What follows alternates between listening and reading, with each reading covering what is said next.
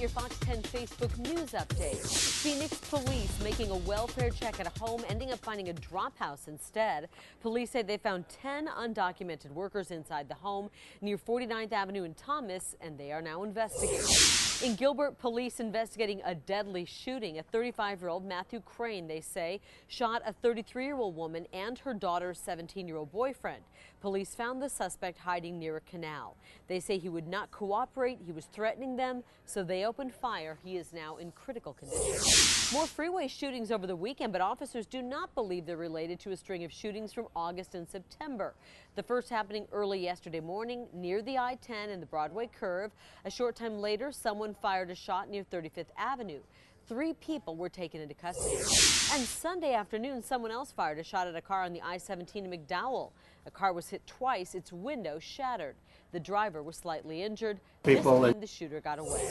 A hot air balloon makes a hard landing north of the Carefree Highway. The balloon started coming down fast and crash landed into some brush. About 6 people were in the balloon at the time of the incident, but they only suffered minor scrapes. Things are heating up in the 10-day forecast. We're going in the wrong direction. We're going to near record highs on Tuesday and Wednesday, but then it cools back down into the 90s with a chance of rain and storms. And be sure to join us on social media, Instagram, Twitter, Facebook.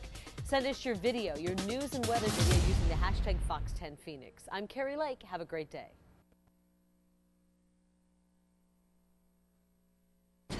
Hi all, welcome to Fox 10 News Now. I wore my hot air balloon dress for the hot air balloon that crashed. I really didn't. That was just convenient. But everyone commented on it today in the newsroom that I was wearing my hot air balloon dress. They said it must be specifically because of the event, and I said no. Nice try. I'm just stylish and cool. I can't help myself. Well, let me take a look at the chat box because I'm not in it. And I can be more specific with my hellos, quite frankly.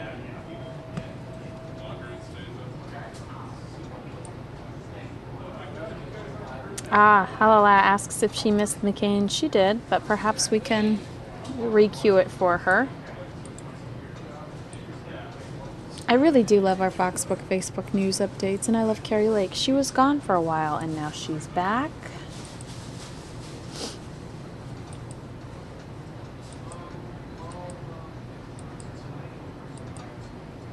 Let's see here. I have Donald Trump's press conference at the No Labels event in New Hampshire. Let's go into that now. And I also have his speech in case you are interested in revisiting that. I look forward to seeing it for the first time. I haven't seen it yet, but I heard it was good, and Samia seemed quite excited about it earlier today. So let's check that out. Where is that? Right here. Right here. Right here. Come on through. Hello, everybody. Good morning. Hello, everybody. Right here. Mr. Trump. Yes. Your good friend Stephen Tyler is asking for a cease and desist order. Well, he is, and actually, that's all worked out. What about President Obama's comments last night? Are you going to continue using this? I thought his comments, I thought he did terribly last night, actually, on 60 Minutes. Now, I was on 60 Minutes the week before. I thought he did not do a good job. I think that our country has nothing but problems, and therefore nothing but negative. It was all negative last night on 60 Minutes because we don't have victories anymore. We don't have the victories. We have a campaign country. Are your messages similar? I mean, you're taking the same stage, the same event. Well, I was asked to do this by Joe Lieberman and a group of people, and I'm doing it for that reason. Mr. Trump, this event is about bipartisanship and working together. I think it's a lot very of important. what you've done has gone after your other Republican opponents. Are you going to tweak your message today at all? No, sir. I haven't gone after my Republican opponents at all. Not even at all. They've gone after me. I only go after them when they go after me. I'm a counterpuncher. They go after me, I go after them, and they drop out of the race. That seems to be what's happening. Mr. Trump, you're debating to reach across the aisle, Mr. Trump. I think you have a lot of issues. I mean, you have a lot of issues where everyone agrees, Democrats and Republicans, like corporate inversion, money coming back into this country. We can't get it back in. Money coming from corporations, $2.5 trillion. The Republicans agree. Everybody agrees. The Republicans, Democrats, liberals, conservatives, and they still can't get it done. This has been going on now for 4 years. There's $2.5 trillion right now, outside of this country, They can't get it in. It's ridiculous. Any advice for Hillary? Do you think you're going to be able to reach across? I think a lot. I mean, I really use corporate inversion as one that's really easy because everybody agrees we should pass a bill where corporations can bring the money back into this country to spend the money in this country. Everybody agrees, they still can't get it done. There are Democrats here. Which Democrat would you like to work with? I think I can work with a lot of Democrats, and I'll work with all the Republicans, and you'll get things done. Right now, Washington is in total gridlock. It's ridiculous. Any advice for Hillary Clinton to be working with? Well, we'll see what happens. I think is probably 3 or 4. I know 3 or 4. I'm not going to mention names because I don't know that they want it. But we need somebody very tough, very smart, and somebody that's not so divisive. Mr. Trump, you participated in 2 Republican debates. The Democrats have their first tomorrow. Any advice for them on stage? Well, I think it's not going to be very well rated because Trump isn't in the debate. I think it's not going to be highly rated. I think it's going to be, you're going to watch it for 10 or 15 minutes. People are going to get bored and turn it off. Are you going to be watching it? I'll be watching. I don't know how long. It's going to be hard to watch. I think it's going to be on. Nobody in Washington seems able to negotiate a deal on anything as basic as even the budget. So I hope that maybe Donald Trump will talk to us today about what the lessons of his negotiating deals in private life can teach him and every other candidate running this year about how to, as he might put it, make America great again. But whatever he talks about, I want to say how grateful we at No Labels are that he adjusted his schedule to be with us today, and how glad I am now to introduce to you, and incidentally, he's not here to fire any of you. He is here, I've been authorized to say, to fire you up. Ladies and gentlemen, the Donald Trump.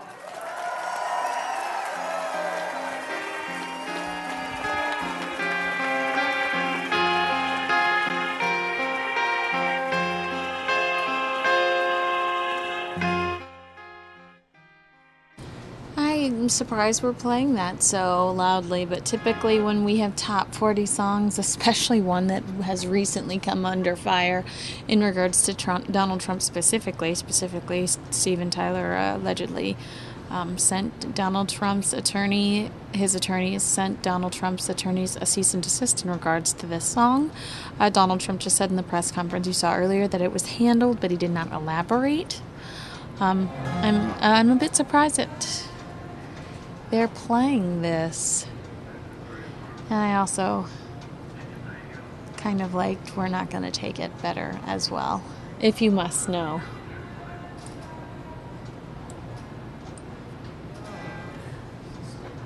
Hopefully he'll explain it in a speech. He typically does. If there's negative press, he seems to jump up on the mic and go, let me tell you how I'm the winner here. Thank you very much, everybody. That's so nice. Wow. No labels. That's right. I'm a believer. You know, John and Joe called, and they said, would you do it? This is about 2 months ago. And I said, well, I think I will be able to. They explained what no labels represented. We all know that that's where we have to go in this country because we're getting nothing done whatsoever. So I said, I think so. I have to get out. Salary if you become president. I said, never thought of it. I said, no, I don't want it. I don't want it.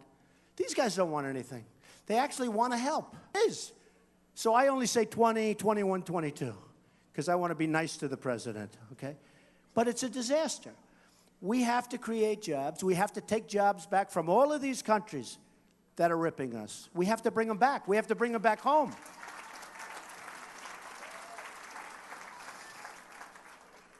So what happens, and what has to happen, is we will get into a situation where hopefully when the next president is interviewed by 60 Minutes or whoever, they can say, wow, you've really made some unbelievable strides with trade deals. I mean, I have Carl Icahn lined up. I have the smartest, toughest negotiators in the world lined up. They don't want anything for it.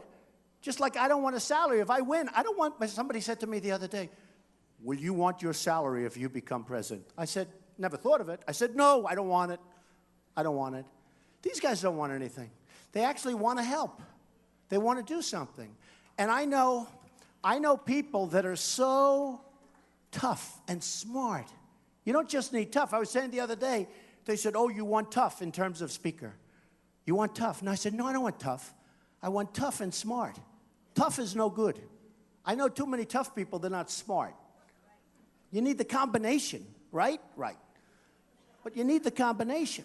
We need smart, tough people. We got to bring our country back. Because we can't go on like this. We can't go on like this. We cannot continue to lose. You know, our trade deficit, U.S. trade deficit with China, I had it looked up.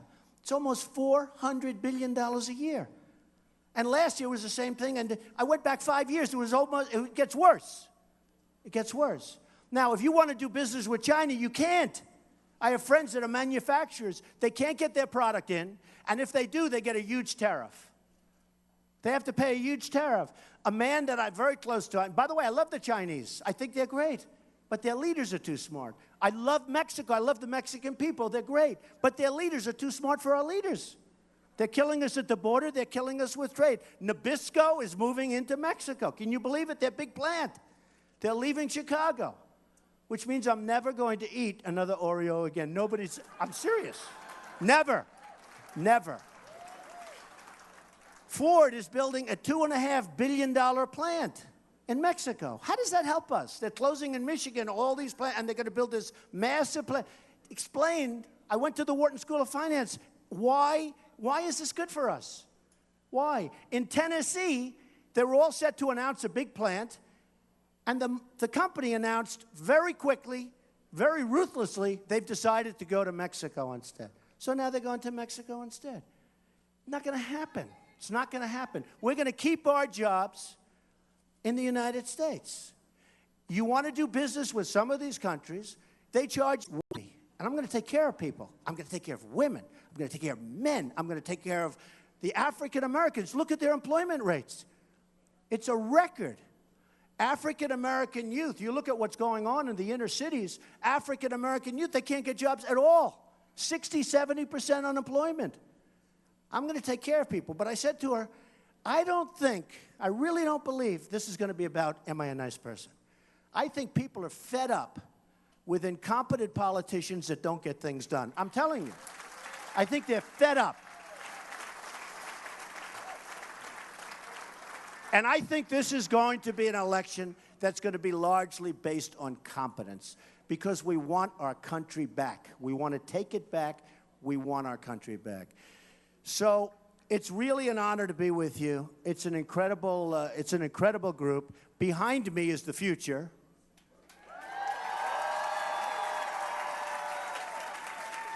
Except for a couple of people in the audience that I know. Forget that.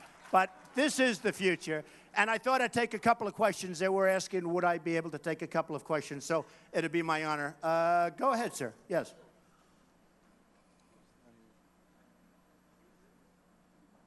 Go ahead. Sure. Wait. Mr. Trump, you look healthy to me. Go ahead. I would like to thank you for continuing this constructive conversation. As you probably know, President Bush started PEPFAR, which has been an incredible fund, the President's Emergency Plan for AIDS Relief.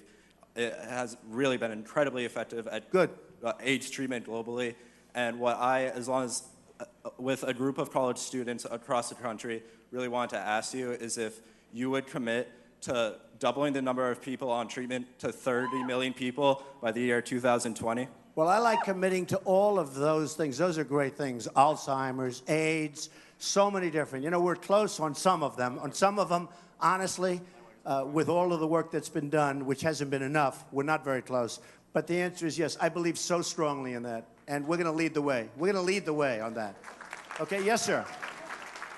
Michael Arado Gavrish, Derry, New Hampshire. Good. And I am impressed that you are here in person, I have to admit. That's good. Thank you. I'm going to throw a question at you, and I think it's going to be a hard one for you to answer. Go ahead. So here's the challenge. Compromise has become a dirty word.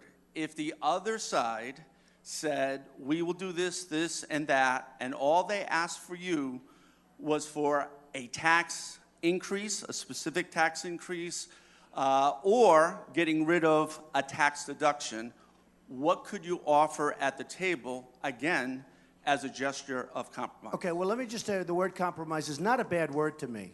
As a negotiator and having written The Art of the Deal and having made deals all my life, and I'm coming out with a book in 3 weeks. It's a rough title. Does anyone know the title of the book? It's a rough title.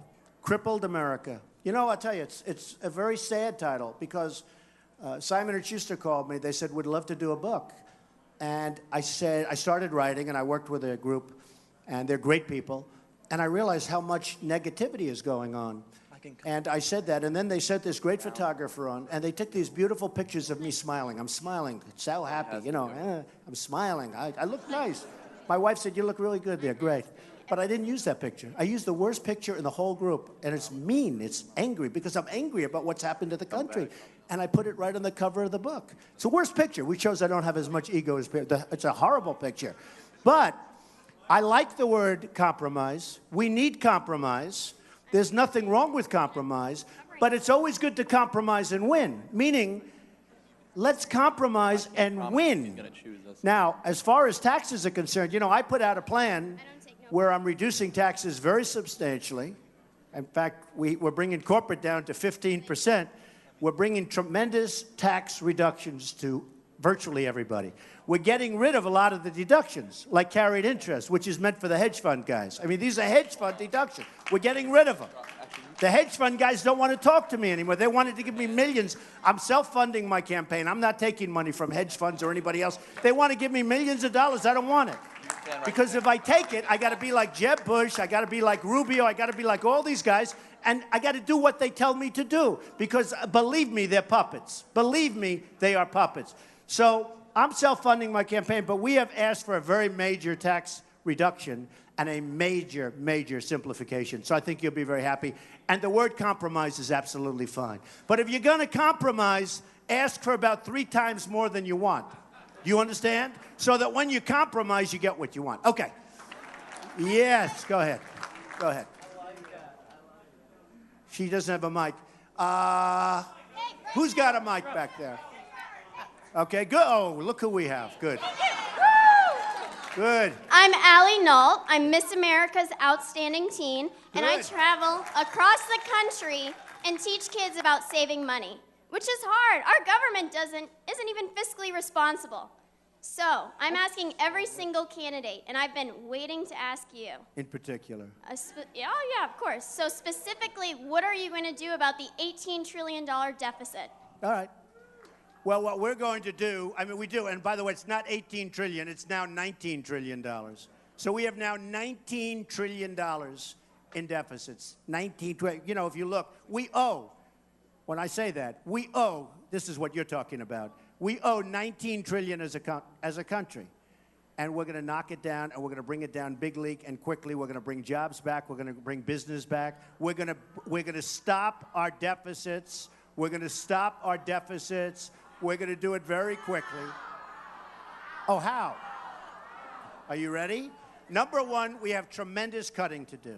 You have a Department of Education that is totally out of control, massive costs. And, you know, some of the Republican candidates like Common Core. I'm totally against Common Core. I want local education. When I'm in New Hampshire and Iowa and South Carolina, I want, so important. So we're going to have that. We're going to save on Department of Environmental Protection because they're not doing it. They're not doing their job, and they're making it impossible for our country to compete. And many, many other things. Hundreds of billions of dollars is going to be saved just in terms of running government. In addition to that, I'm going to bring millions of jobs back into this country. Okay, darling? Thank you. Okay, question. Mr. Trump, yes, ma'am. My name is Michaela Connery, and in the spirit of problem solving, I'm wondering if you're at all concerned that some of the divisive language you use on the campaign trail undermines your ability to solve problems. I have to say what I do. You know what? I mean, I understand. Here's the thing. I went to Ivy League schools. I know what's divisive. I know what's not divisive, in all fairness. And what you do, I don't want to necessarily be politically correct all the way down the line. Because I'm seeing people, I see people, they can't even function. I see politicians, they're afraid to say anything because it's not politically correct. And they know the answers, and they refuse to give them because they're afraid it's not going to be politically correct, and I am going to have to be who I am. Now, at the same time, I'm running against a lot of people. It was 16, now it's 15. As you know, one dropped out. Many are going to be dropping out, I think, very soon. If they're smart, they're going to be dropping out. Many. Too many people. Too many people. When it becomes a different kind of a situation, you'll see I'm going to be much less divisive. But always remember this. I never start anything. I never start. I said before, counterpuncher. I don't start. They start. They get very nasty. I mean, whether it's Lindsey Graham, whether it's Perry from Texas, I get along great. Then all of a sudden they start, because they're dying, they're doing so badly, that they figure, I don't think anybody in this room wants to have somebody that's not going to fight back. The problem we have in this country is we have people now that don't fight back. They don't fight back. And the country is tremendously, the country is being hurt tremendously by it. Okay. Another question. Yeah, go ahead. Go ahead. Go ahead. Mr. Trump. Thank you, darling. Thank you. My name's Kyle Smith. I'm a student leader with the No Where are Labels you? chapter. Where are you? I'm over here, sir. Okay. Hi. Go ahead. We'll do you right after. All right. So I just want to say thank you, first of all. And I was wondering what your plan is in working across the aisle to increase civic engagement among millennials, getting college students involved. So important. And namely, also student loans. Yeah, so important, and that's going to be worked on. The one thing I get maybe more than any other question is student loans. I'm getting it from the students. They go out, they get an education from great colleges, many great colleges. They become the best student in their class. Everything's great. And then they can't get a job.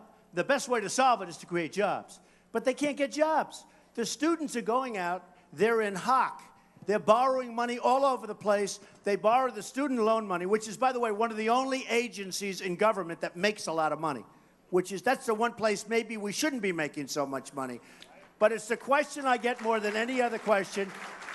We are going to be cutting that down. We're going to give people incentive to go out and get an education, but most at a much lower price. Don't forget, these schools, because they get so much money from the government through the student, they're raising their fees to a point that's ridiculous. They don't need to get that kind of money.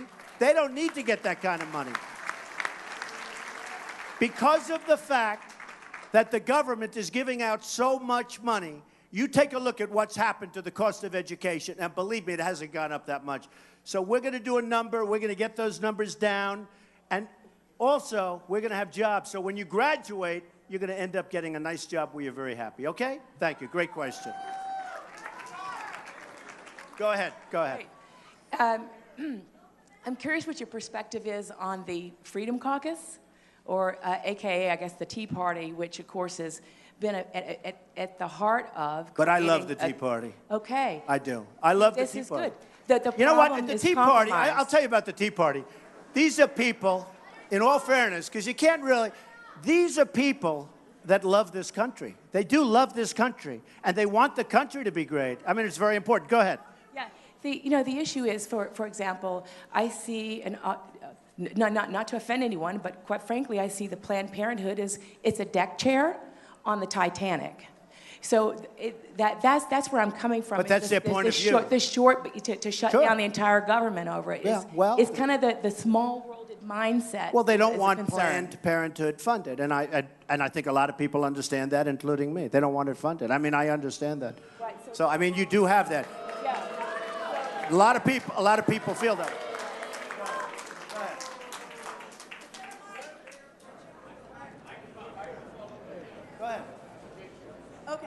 Okay, so maybe I'm wrong. Maybe you can prove me wrong, but I don't think that you're a friend to women. I knew I shouldn't have picked her. All right, so let me give you that answer right now. I respect women incredibly. I have had women working for me in positions that they've never worked in terms of construction, in terms of so many different jobs. I had a woman who was in charge of the building of Trump Tower many years ago, before it was even thought, before anybody would have even thought of it, and did a fantastic job. I have given women more opportunity than I would say virtually anybody in the construction industry. I have a daughter named Ivanka and a wife named Melania who constantly want me to talk about women's health issues because they know how I feel about it, and they know how I feel about women. I respect women. I love women. I cherish women. You know, Hillary Clinton said he shouldn't cherish. Well, I said, I do cherish. I cherish women. My mother was one of the great people of the world, maybe the greatest ever, my mother. I respect women, and I'm going to take care of women. You know, Jeb Bush didn't want to fund women's health issues. You read that. You saw that. And then he took it back later. I will take care of women, and I have great respect for women, and I do cherish women. And I will take care of women. And I'll take care of us also from the enemy, meaning the enemy on different shores that's looking to come in and do numbers. Believe me, I will take care of the people in this country far better than any of the folks that you're looking at right now. That I can tell you. Okay, yeah, go ahead. Go ahead. Go ahead. Oh, I thought it was finished.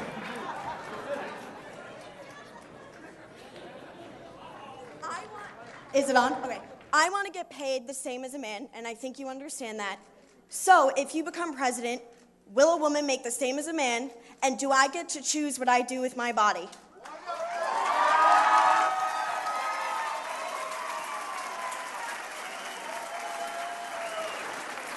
You're going to make the same if you do as good a job. You're going to make the same if you do as good a job, and I happen to be pro-life. Okay? I'm pro-life. Okay. Question? Any other questions? Yes, go ahead. Go ahead. You have the mic back there? Yeah. Go ahead. Do you have a mic? Go ahead.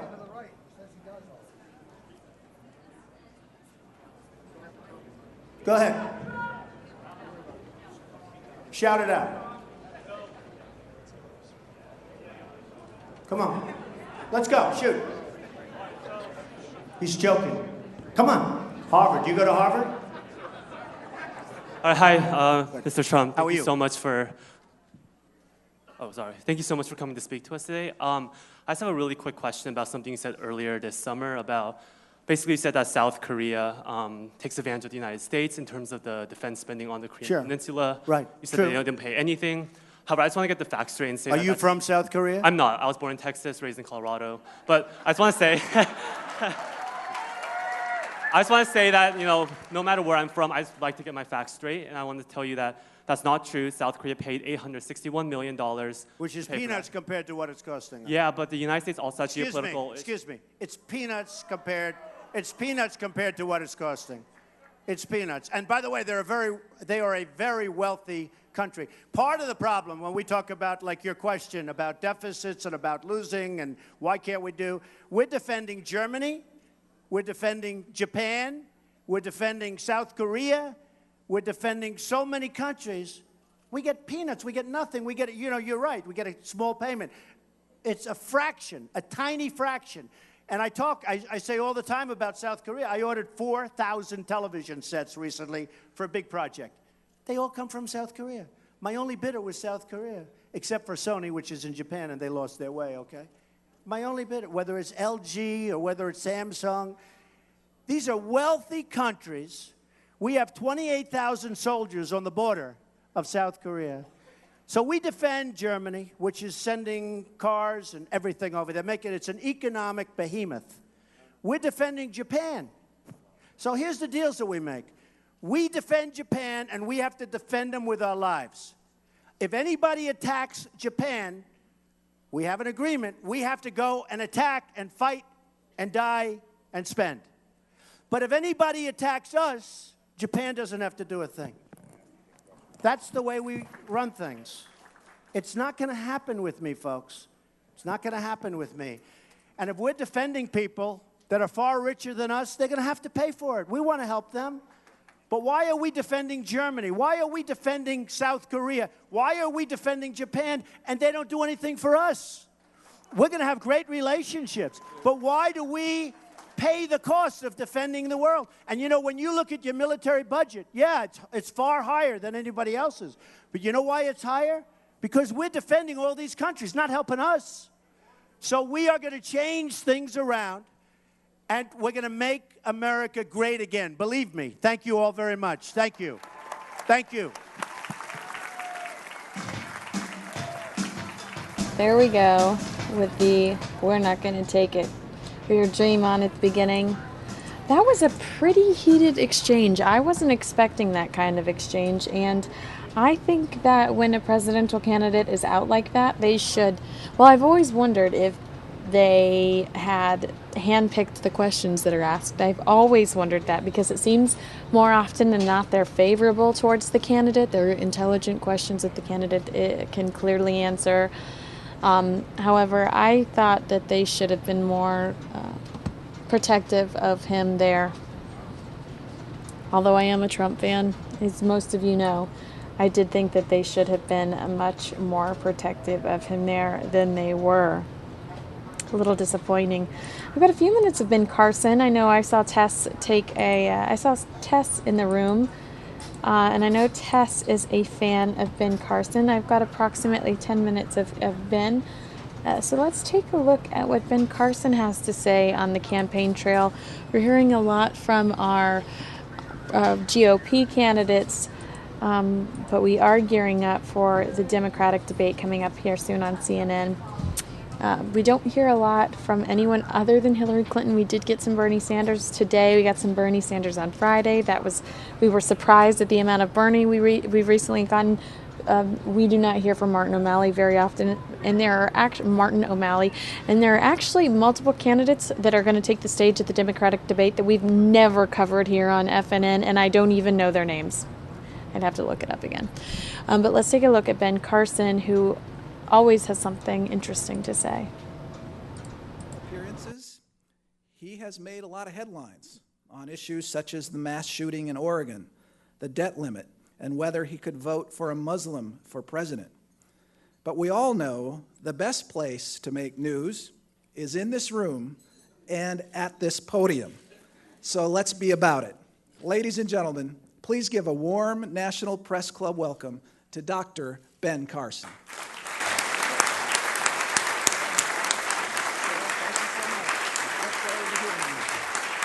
Thank you. Well, thank you very much. Candy and I are delighted to be here.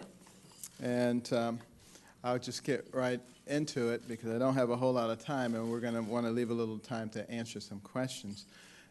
You know, why did I write this book? And America is such a great place, and I am so glad that I was born here. You know, I have traveled to 57 different countries, gotten to know lots of people in a lot of other ways of life. But this remains the place that is the land of dreams. And I know a lot of people like to criticize our nation and demonize it and say it's responsible for a lot of horrible things. And yet I see a lot of people trying to get in here and not a lot of people trying to get out. So I'm not sure that that really is all that legitimate, to be honest with you.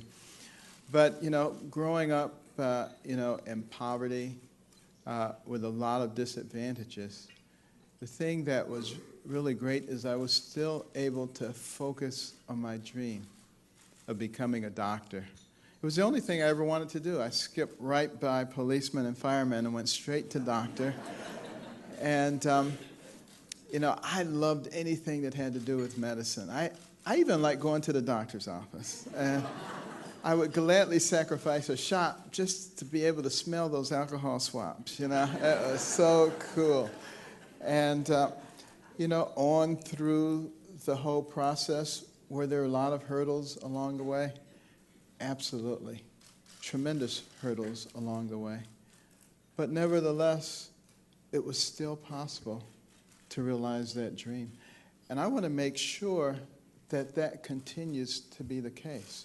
And one of the reasons that it was possible is because we have a system that did everything possible to create fairness, even when there were people in the system who did not want to be fair. And that's why it is so important that we must preserve our Constitution. Virtually all Americans know that we have a Constitution, but how many people actually know what's in it? And how many people actually know what's behind it? And of course, it is the mechanism that guarantees our liberties and that provides the guidelines for the restraint of government. Because our founders recognized that it was the natural tendency of government to grow and to invade every aspect of your life and to try to control your life. That's what people do. And that's what they wanted to avoid by doing this. And that's why it's so important that we understand it. You know, in 1831, when Alexis de Tocqueville came to America to study our great country, because the Europeans were just so flabbergasted that this fledgling nation, barely 50 years old, was already competing with them on virtually every level. And he was going to really dissect it and see what was going on. But one of the things that really impressed him was how educated the people were. You know, anybody finishing the second grade was completely literate. He could find a mountain man on the outskirts of society, and the guy could read the newspaper and could tell him how our government worked. And nowadays, we don't seem to emphasize, you know, civics and things like that in school anymore. And I'm sure some of you have seen some of those man-on-the-street interview situations where they go out and ask just really basic questions, and people have no clue what you're talking about. And, you know, they think, you know, you say, well, who's the first president? They say, Reagan? I mean, they have no idea. And it's funny, but it's so sad because, you know, our founders, and particularly Franklin and Jefferson, emphasized education, and they emphasized being informed. And they said, our system of government and our freedoms are dependent on a well-informed and educated populace, because they recognize that if the people were not well-informed, that they would be easy to manipulate. And all it would take was dishonest politicians and a complicit news media, and off you would go into another direction very, very quickly. Now, I'll tell you right off the bat, before I go any further, I'm not politically correct. I will not be politically correct. And that's one of the reasons that a lot of the people in the press don't like me. But it's okay, because, you know, what I really love is this country. I don't necessarily care whether the press likes me or not. And therefore, I'm not going to conform to all their little requirements. Like people ask me all the time, well, why don't you just do this, and then they won't say bad things about you? Because this is America. That's why I'm not going to do that, and I never will do that. But I want to touch on some of the aspects of America that I touched on in the book, like the balance of powers, the check and balance system, the separation of powers. I believe this is so vitally important, and it was a touch of genius by our founders, because they recognized that each branch, executive, judicial, and legislative, would want to maintain their power, and therefore they would push back against excesses in the other branches. And that works. No! What just happened? No! Curse our satellite system. A photog walked past as I had that little mini breakdown. That was awesome. No, make eye contact. No eye contact. Well, that's what we have of Ben Carson. And it's a shame because he's very interesting. He's very intelligent. Kanye West agrees. So I'm disappointed that that's all I have for you. John Kasich is another one that they say is absolutely gunning for Trump's position in the polls. And I've got him right here for you. How more difficult it is. What the Concord Coalition, or which is called Fiscal Friday, you know, we need to have a constitutional amendment to require a federal balanced budget, or you're just never going to have it on a consistent basis, because the leadership goes like this. So some days you'll have it, and the other days you won't. When I left Washington, we had a $5 trillion surplus, and my buddies at home told me, now that you and your buddies are leaving, they're going to spend it all, which is exactly what they did, because of the pressure from various interest groups to spend money. So part of it is our demands on public officials to spend, and the other part of it is the public officials who forget their purpose in being there, who find the road easier to just go along and get along. And for me, it's really a matter of having a goal of where you want to go. And at the end, you can't be worried about what interest groups or what people say about you. If you worry about it, you're not going to get it done, because you're not going to make anybody happy by changing anybody's program. And when I was first elected governor, we were about 20% in the hole in our general revenue fund, which is really big. We had an $8 billion hole.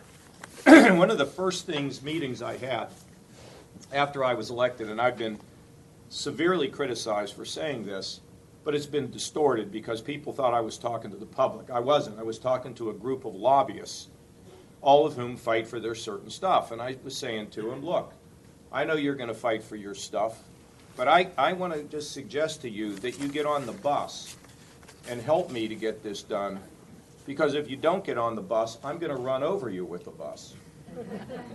Now, how do you think that went over? That led to my sky-high 30% approval rating at the end of my first year.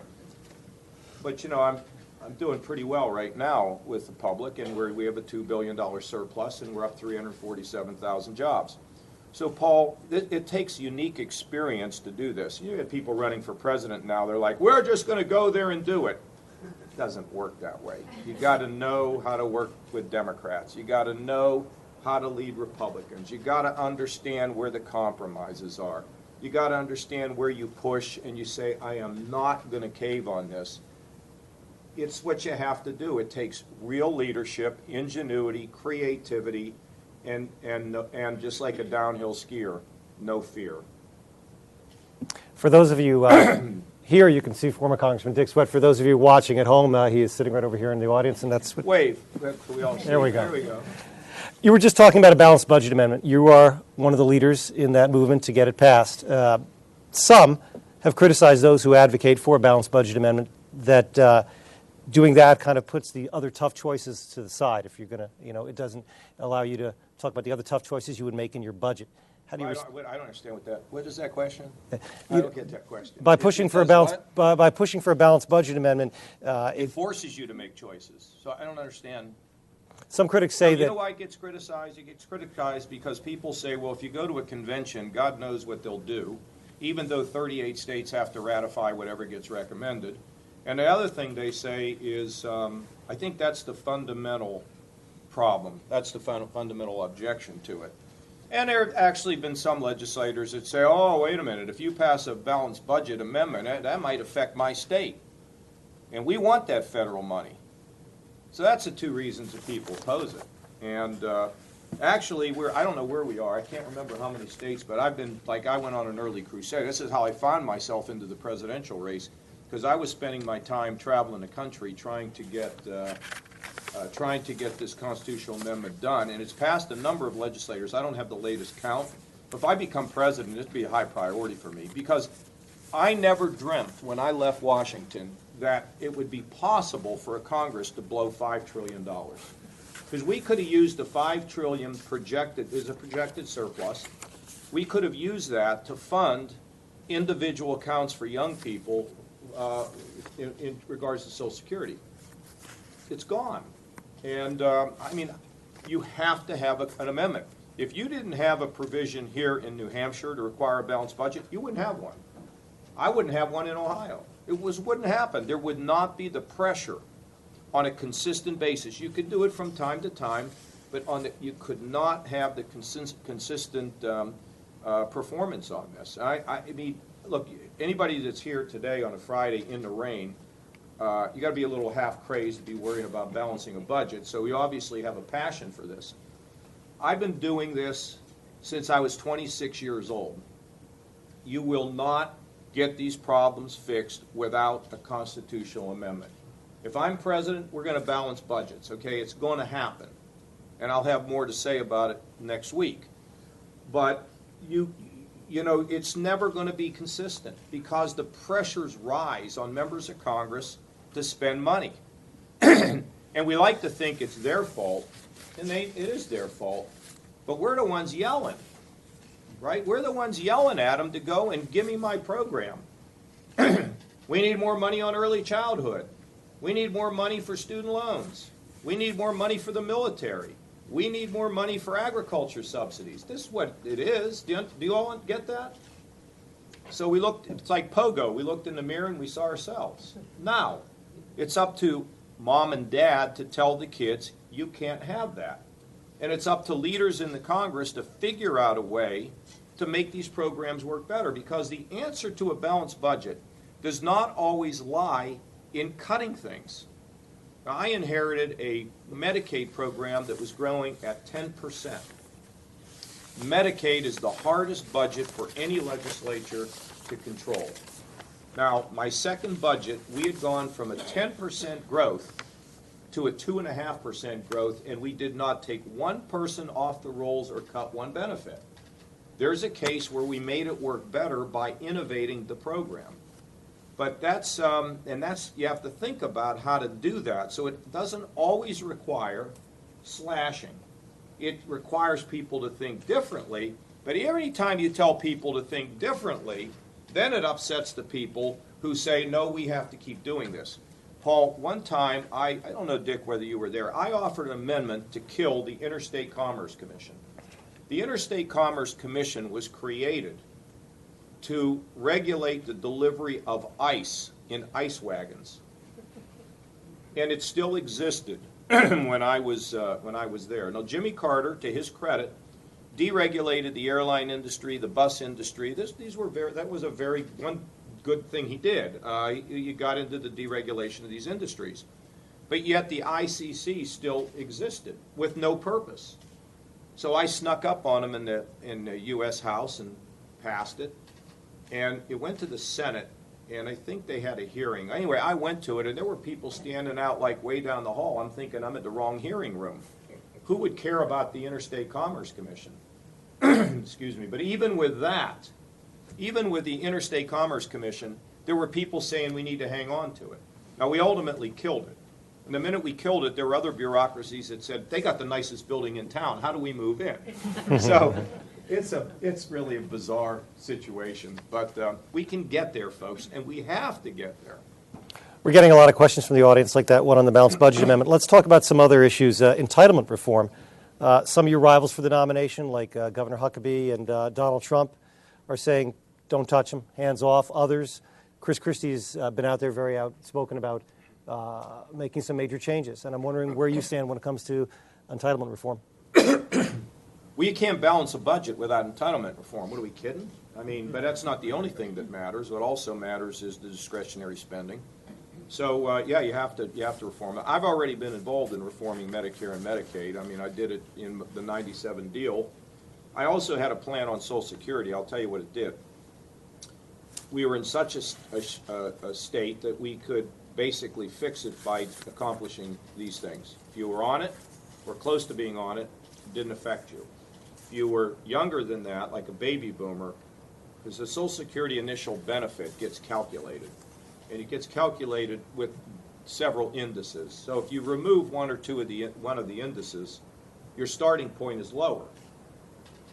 How many people in here, I can see there's nobody in here on Social Security, but is there anybody who is not on Social Security? Raise your hand. Okay, keep your hands up, please.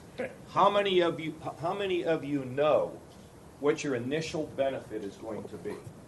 Leave your hand up. How many of you know what your initial benefit? You actually know. You know too, but nobody else in this room knows, because we usually don't know.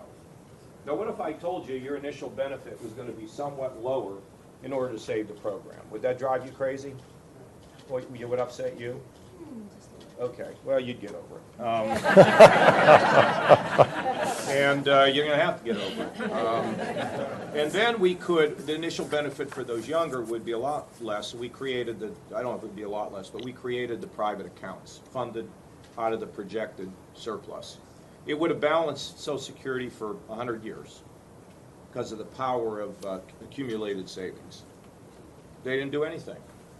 Now that was, I think I offered that in '98. So we're 17 years, and now, wow, what a problem we have. It's a really bad problem, and we're going to have to fix it. It's going to take a long time to get it fixed. I'm not sure I'll have that much on Social Security next week, but we know this. There's like 100 plans out there on how to do it, and we're going to have to figure out which of those plans make the most amount of sense, and we're going to have to do it and get it fixed. We have to address it, or it'll go bankrupt. Same thing with Medicare. Medicaid, there's a lot of things we can do with Medicaid. We can get that back to the states, where states can begin to fashion their own programs, which is what I would love to have happen in my state. But the longer you wait on stuff, well, you know this. You go to the doctor says you have a problem, you ignore it, and then 6 months down the road, you know, it's much worse. And the treatment is much more difficult. Why they just let this thing sit there? Well, no leadership. Nobody did anything. So we're just farther down the road, and it's going to be tougher. But how can people say you can't? So ridiculous. Can't touch the pro. What do you think? Kidding? Another question on the issue. Are you going to press them when they come on here? We will talk to them. We will ask them those questions. If you were going to talk to them, I want you to know you're such a nice man. You got to press them. If we have Governor Huckabee here, we will definitely ask him about that, and Donald Trump. Another question on the numbers just don't add up. Okay, it just doesn't. You just can't do it, and you can't just grow your way out of it. Growth is important. To balance a budget, you need to restrain spending while you grow the economy. That's how you get there. You can't get there just by growing the economy, and you can't get there just by cutting. It's both. Would you consider, and here's another question for the audience, would you consider raising the retirement age, and would you consider means testing? Everything on Social Security, a million plans, they're all going to have to be on the table. And then in order to get it done, you're going to have Democrats, right, Dick? You can't just you cannot ram through just a Republican plan. You're going to have some Democrats that are going to realize and recognize we have to deal with this, and that requires an ability to sit down with them and talk to them about, because if you don't do that, it's like the budget deal in '97 where we changed Medicare and Medicaid, and ultimately welfare. You don't want to do these things with just one party, because then you end up where we are with Obamacare, which is, you know, a highly partisan issue that people are really very unhappy about because they didn't have anybody from the other side support it. So you don't want to be, and what will happen is if you do anything with Social Security and there's not some bipartisan agreement, they will use it to kill you in the next election. And that's the reality of life. Well, and that's another couple people asked about this, and you've been talking about stressing bipartisanship. How do you make that happen if you're president? We had a president right now who ran on changing Washington. Washington has not changed. It's gotten worse. The bipartisanship has disappeared. What was his level of experience? Not as much as yours. Maybe when we start thinking about who we're going to pick, we ought to pick people who have a little experience. Oh, I know we don't like anybody that has any experience these days. But look, you need somebody who is, that's what I believe, and you have to ask who that is. You have to have somebody who's had a history of reform, significant reform, who knows how to get it done. You can have somebody that's all for reform, but if they don't understand how to get it done, then where does that leave us? And if you have somebody who you elect who kind of is a status quo person, then that doesn't work either. So you got to have somebody who has been a reformer to change the essence of that town. And you know, if I'm there, the whole place is going to get upside down. But somebody who knows how to get it done. Either one of them doesn't get it done if you don't know how to do it. If you haven't done it and you don't know how to do it, how are you going to do it? Are you going to walk into the presidency with this mess out there and go, okay, well, I'll learn on the job? You just get along with people. I mean, I run a big state. I run the 7th largest state in the country. I mean, you have to work with people in the other party, and you have to get along with them. Let's talk tax rates. A bunch of questions on the tax rate. Donald Trump, Jeb Bush, two of your rivals, putting out tax plans in the last month, getting a lot of press. Others in your party that are running for the nomination emphasizing a one-size-fits-all flat tax. What kind of tax rates would you be proposing? We'll see next week. Okay, I'm not ready. I'll stay tuned. We'll have a lot more to say about that next week. Look, I've been a candidate for slightly more than 2 months. Okay, and it's going to be a very comprehensive plan. It'll have to do with taxes, have to do with regulation, it'll have to do with spending, it'll have to do with federalism, it'll have to do with trade. It's going to be a big plan, and we're working on it. We'll have a lot to say about it. It'll be next Thursday. Now, in terms of tax rates, okay, well, I'd rather us pay no taxes, 0. Okay, nobody pays. Like that plan? Okay.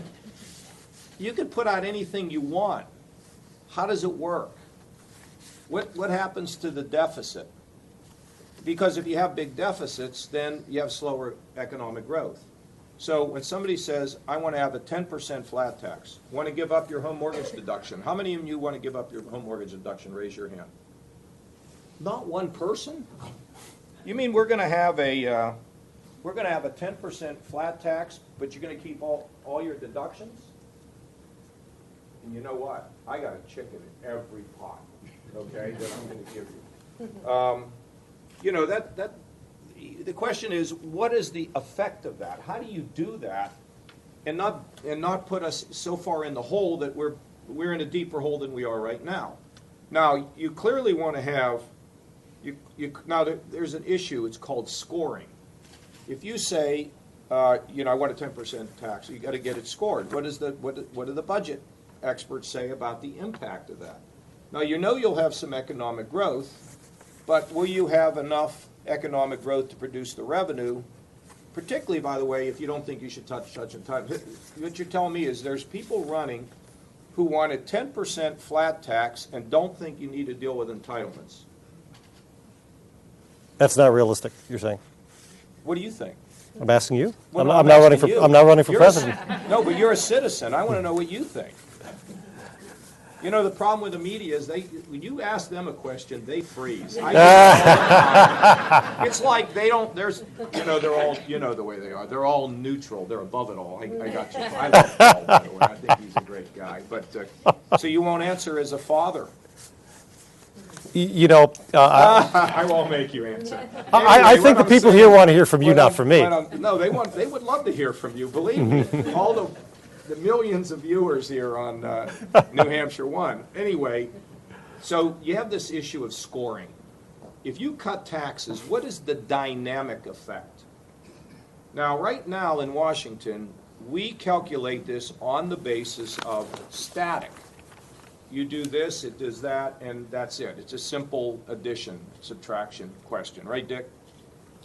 No, we know that if you give people an incentive to work harder and longer, that they will. But we're not able to figure in the dynamic effects of that. And so what we are going to have to do, we don't want to have dynamic scoring, because that means that you just say, well, if I cut these taxes, there'll be all this great stuff that will happen, or if I put more money in education. Because what Democrats say is if we spend more money on domestic programs, that will have a dynamic effect. And so what you do with this is you give people like a free, it's like when my wife gives my daughters cards to go to the mall. It's free spending. So, but we have to take into account the dynamic effects of a tax cut, but not overestimate them. And this is a tricky little thing that we have to do here. But if you're going to come up with rates, you got to figure out what is that going to do to the deficit. How much more revenue will we collect? How much more economic growth will you get? And I've always believed, this got me in trouble with some folks. A lot of people used to say, all we have to do is cut taxes and everything will be great. But if that's what they did in Kansas. God bless Sam Brownback. He tried to get the spending cuts. The legislature gave him the tax cuts, but not the spending cuts. And they've been in a hole ever since. In fact, they've had to reenact new taxes to balance their budget. So you want to make sure, think of it as a restaurant. You have a restaurant and you don't have any customers, you can't raise prices. You need to cut prices, but if you cut prices, you got to cut overhead. That's the way to think about what tax policy and spending policy ought to be. It's pretty simple, isn't it? It's actually pretty simple. So let's just say that for some people who are very high earners, maybe we want them to keep the charitable deduction. But do they need the other deductions? See, nobody here wants to give up the home mortgage deduction. In New York, believe me, they don't want to give up the deduction for state and local taxes. How would you like to give that one up? Deduction for state and local. How many want to give that one up? We don't have Local taxes. Oh, yeah, we have local. Yeah, you get to deduct that. You want to give that up? Anybody here for doing? Well, what do you want to give up, folks? Come on. How about more spending? Yeah. So those are the ways you have to think about this. And we're thinking about them, and I'll have a lot more to say next Thursday. So I hope you'll pay attention. Next Thursday is going to be a pretty big day. We have about three. Well, I don't know if it'll be a big day. Big day for you. Lay out a couple of things. We have about 3 minutes left. That's it? That's it. This is going very quickly, and you talk a lot. Well, we got a lot of questions though on defense. Let's get defense spending in because there's a bunch of questions here. We need to have more defense spending, but we got to change the way the Pentagon works because it is full of bureaucracy, red tape, and delay. So what you got to do is you got to have to spend more money on defense, but you got to reform the building so that you're not sending good money after bad. Period. End of story. We cannot afford to have the bureaucracy, 900,000 people in the Pentagon, mucking around with stuff, delaying the ability to develop and deploy a weapons system, too much infrastructure in the country. We have to figure out how to reform the building at the same time, and I served on defense for 18 years, and it's going to take somebody who's not too tough, but somebody who's not too weak, somebody that has the porridge at exactly the right temperature to reform while we rebuild. Next question. Budget Control Act of 2011. It puts some very tough caps on discretionary spending. That's all baloney. What's the next one? How would you reform those? I'm going to have a balanced budget proposal, okay? Okay. Block grants. I'm for block grants. But I don't want to give them out without states doing what they're supposed to do with them. You can't block grant Medicaid programs for the poor and use it to pave your roads. Okay, go ahead.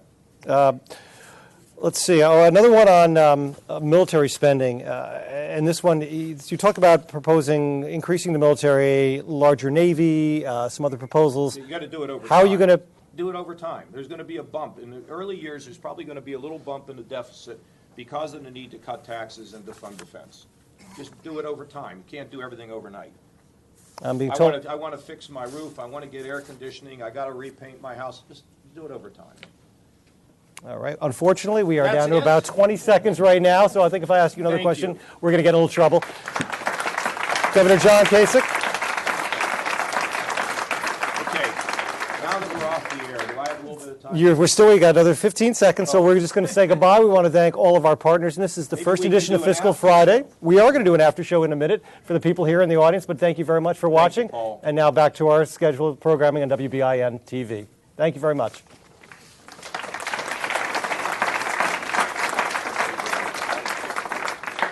Saturday Night Live, or The View. I was on The View the other day. Now we're off TV, and now the real John Kasich show can begin, I guess. Well, no, yes. There's no new real. This is the way it is. So what else would you like to know? I can take a little bit of time here, I think. Yes, sir, back there.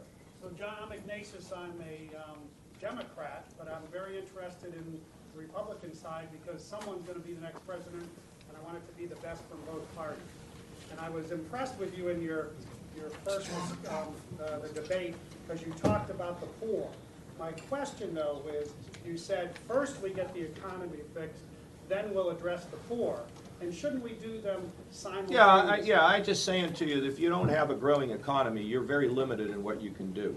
So, for example, if you want to increase, early childhood education, it's really expensive.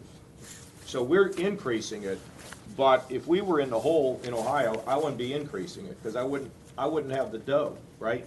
I couldn't afford to do it. I'd put us in the hole. So on these things, I think it's But the more, I say economic growth is not an end unto itself. Once you have economic growth, there are other things you can do. But if we're not growing, I use simple examples. If mom and dad are doing poorly economically, the kids don't do as well. And when mom and dad do better, the kids do better. Same with an economy. So but you've got to be careful about how much, right? So the better we do, the more we can do. The more early childhood we can do, for example. Does that make sense? Okay.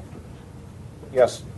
Our federal budget mandates that 34,000 immigrants are detained daily for the price tag of $2.8 billion. If you're elected president, would you end the detention quota?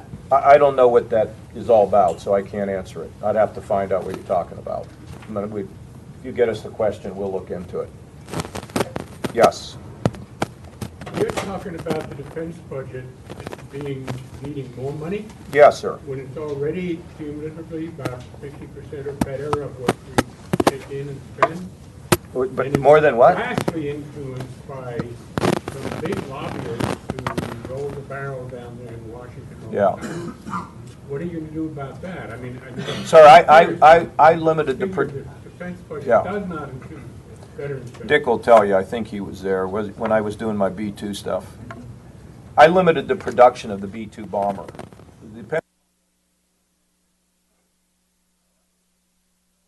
Looks like we might have lost our audio on this. Oh, here we go. He's not mic'd well. You know people's history. Okay. So they wanted 132, and I wanted 13, and we ended it at 20.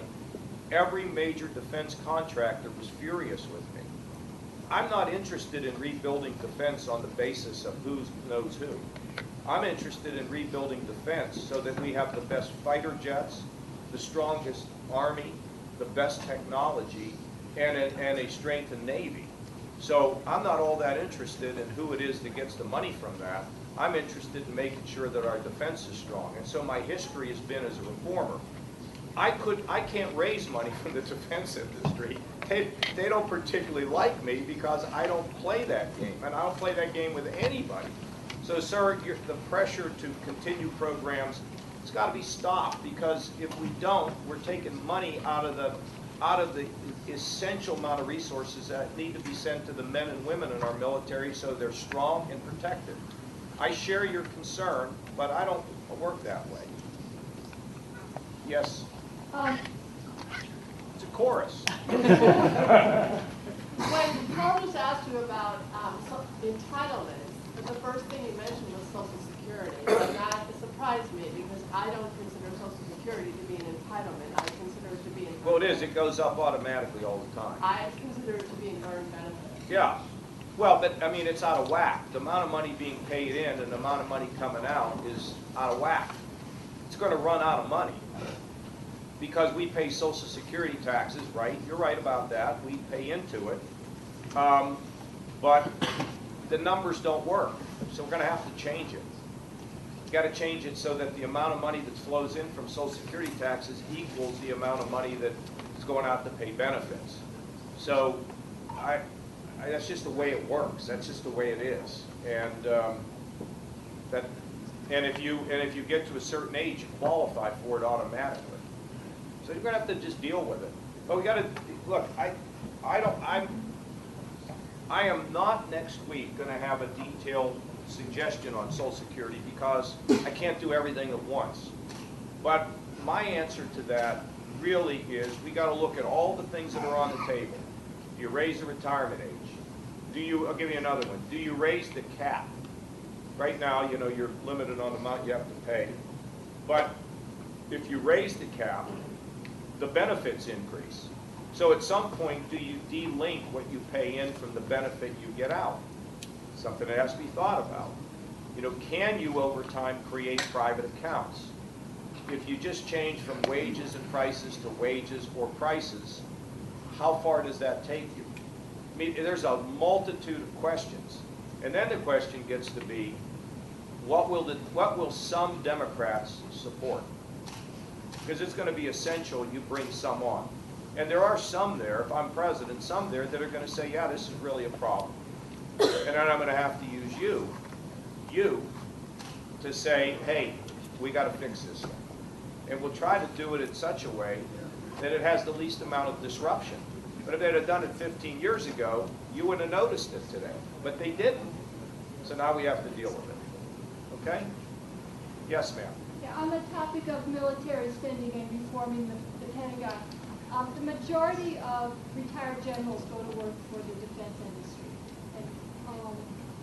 And knowing that they can have these lucrative positions.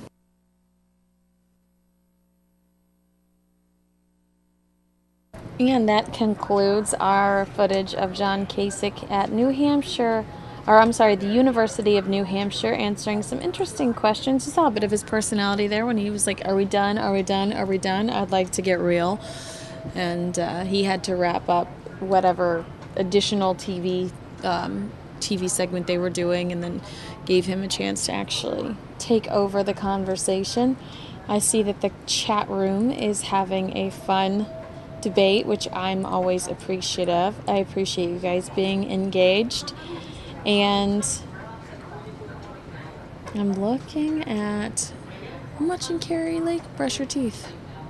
Yeah, there's a suspicious something was put into a trash can. Don't you love the behind the scenes I can bring you here during our nighttime broadcast? I can't show you though because I don't want her to get mad at me because she's been gone for a while and I'd like to stay on her good side, to be honest with you. John McCain was in today. Talked to John Hook. He's going to give us half an hour of amazing McCain debate this Sunday morning on Newsmakers. Sunday morning on Newsmakers. And let's see where we are going next.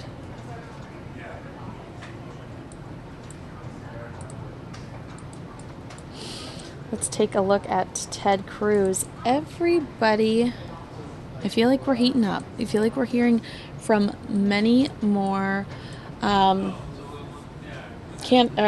more candidates lately.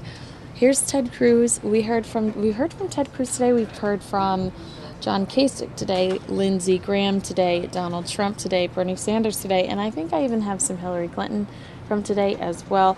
But let's revisit some Ted Cruz on the campaign trail. Wants to be your president. In bold colors and not pale pastels. If we stand together, that's how we turn this country around. As you just observed, we did it before. We could do it again. That's what this campaign is all about. And we have to. You're right. Thank you.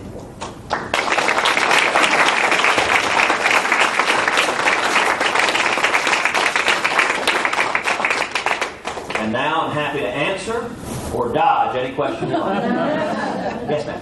Yeah, I like what you're saying, and I'm a very big admirer of Ronald Reagan. I lived through that time period. I was a very young adult at the time. How will you bring people together the way Ronald Reagan did? He was a master at that. It is a great question. The question was, how do we bring people together the way Reagan did? He was a master at that. If you look at how Reagan approached issues, he stood for principle. You knew where he stood. But he was never nasty or personal or bitter or divisive. He would appeal to our better angels. He would speak and bring us together. You look at a lot of Republicans today, they do it almost exactly the opposite. They don't stand for principle. They give in on principle over and over and over again. But at the same time, they use bitter and nasty and divisive rhetoric. Tone matters. Language matters. And so one of the things we are trying to do in this campaign, one of the things you may have noticed, when other candidates choose to throw rocks, when other candidates choose to go into the gutter and get personal and get nasty, I have not and I will not respond in kind. I don't think people care one bit about a bunch of politicians bickering like school children in Washington. Right. What folks care about is real solutions to the challenges in our lives. What folks care about is the future for our kids and our grandkids. And so that's where my focus stays, and that's what Reagan did over and over and over again, is he remembered who he was working for. And you look at, one of the things Reagan understood, this country who we are. This country is and remains a fundamentally center-right country. The values that bring us together, we're a country built on Judeo-Christian values. Yes, we are. And what Reagan understood is there's a power to speaking truth. That the truth has power and it brings people together. It unifies people. You know, let's take an issue like religious liberty. Religious liberty has been a lifelong passion of mine. A little over a month ago, we did a rally here in Iowa for religious liberty. Had over 2,500 people come out. It was an incredible evening. Telling the story of 9 heroes. You know, the media belittles threats to religious liberty. They say it doesn't matter. It's not real. So we had 9 real people stand up and tell their stories. Now, most political events, the candidates front and center, I very deliberately said, I want to receive. I want the story to be them telling their stories. And they were regular people. A baker, a t-shirt maker, a florist, a soldier, a fireman. 2,500 people came out. And an issue like religious liberty is something that cuts across. How do you bring us together? Religious liberty cuts across racial lines, it cuts across ethnic lines, it cuts across socioeconomic lines. These are our core values. The way we bring people together is we remind them of the truth of the free market principles and of the constitutional liberties that made America great. That's what our campaign's working to do every day. And when it comes from the people, it also has the power to energize and motivate people and bring them together. Yes? I'd just kind of like to get back to what I consider a forgotten topic, and that would be our national debt.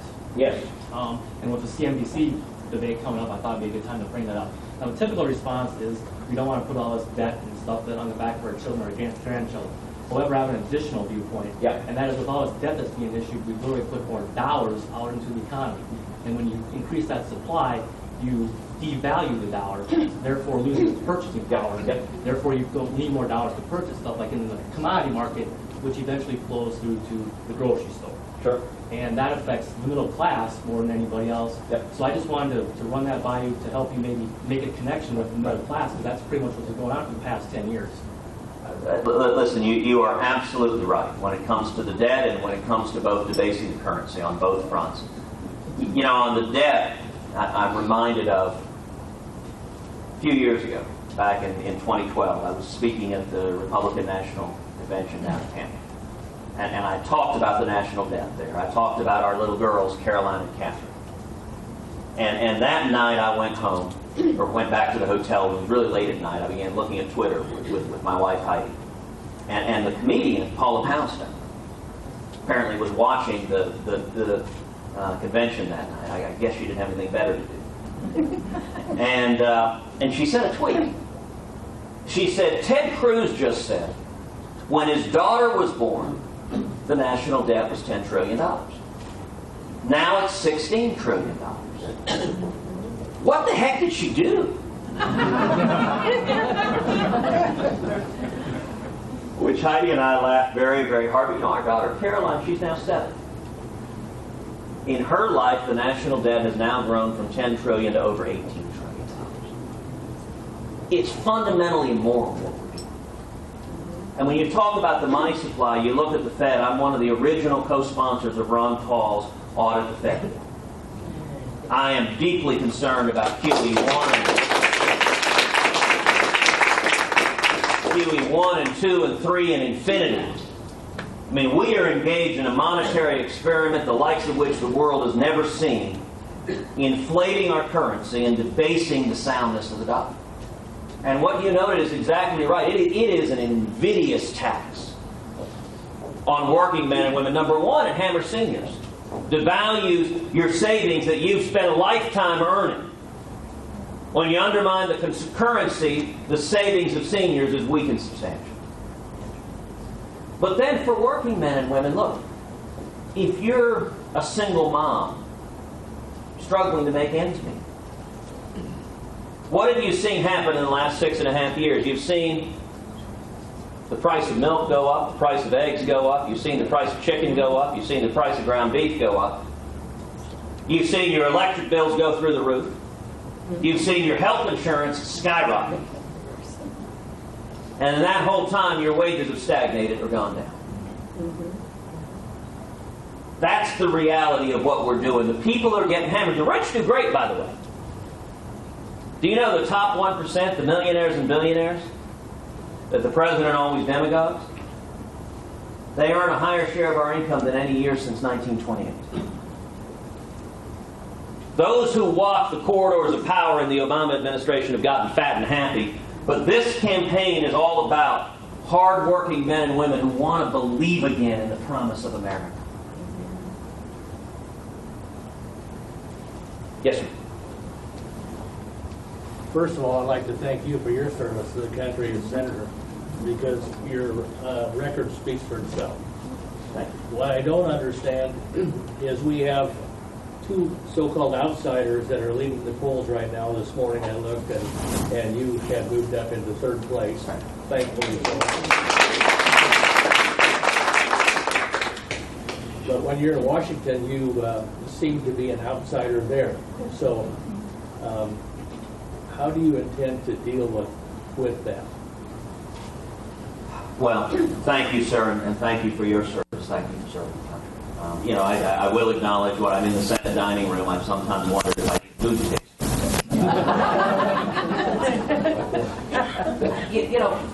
If you look at this race, you made reference to Donald Trump and Ben Carson. Both Donald and Ben, I like, I respect, I'm glad they're running. And I think most elections come down to the underlying narrative. What is the story? What is the choice people are facing? Sun Tzu said every battle is won before it's fought. It's won by choosing the terrain on which the battle will be fought. That's the basic narrative. And one of the things I'm most grateful to Donald Trump about is he has framed the central narrative of this Republican primary as who will stand up to Washington. Yes, exactly. Now, if that's the central question, the natural next question is who has stood up to Washington. That's right. And I got to tell you, I cannot think of a better question to decide this primary than that question right there. Right. Because there is a marked difference between my record and that of the record of everyone else on that stage. Back in 2013, when millions of conservatives were rising up to stop Obama, I was proud to lead that fight. If you look at the other 10 candidates on the stage, there's a natural question that comes up. Where were they? That's right. Any one of them could have come and led. Not one of them was anywhere to be found. If you look back to 2014, when millions of conservatives were rising up against President Obama's illegal executive amnesty, once again, I was proud to lead that fight. And I asked the very same question. You look to those other 10 candidates. Where were they? None of them were anywhere to be found. But you don't have to go back to 2013 or 2014. You can go back to 2 weeks ago. In that debate stage in California, every one of those candidates just about looked in the TV camera and said, we should stop taxpayer funding for Planned Parenthood. Well, that's really nice. Yeah. 2 weeks ago, we had an epic, dragged-down battle in Washington on exactly that issue. Millions of conservatives rose up to say, stop funding Planned Parenthood. Once again, I was proud to lead that fight. And once again is the simple question of the other 10 candidates. Where were they? Can you imagine how different that would have played out if all 11 Republican presidential candidates descended on the Capitol, spoke in union, and said, Mitch McConnell and John Boehner, stop sending $500 million of taxpayer money to Planned Parenthood? And so at the end of the day, I'm very optimistic about where this race is, because if the central question is who will stand up to Washington, I'll tell you something you can take to the bank. If you ain't never stood up to Washington at any time in your life, you're not going to suddenly discover the courage to do so if you happen to land at 1600 Pennsylvania Avenue. You know, Scripture tells us you shall know them by their fruits.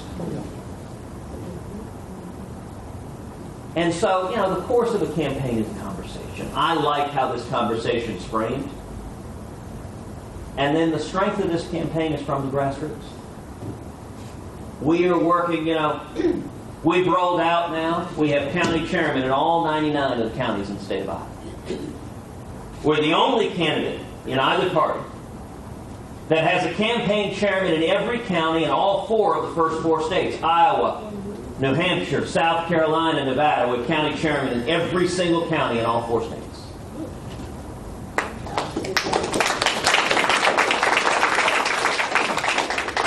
And then on top of that, you look at the fundraising side. In just over 6 months, we've raised $26.5 million from over 350,000 contributions. The average contribution last quarter was $66. That's the power of the grassroots. Absolutely. So, I believe that our momentum is steadily growing. And that the question that voters are asking when they begin looking at the candidates, they will see a very real difference in the records. And I'm very encouraged. I think Iowa could not be more important.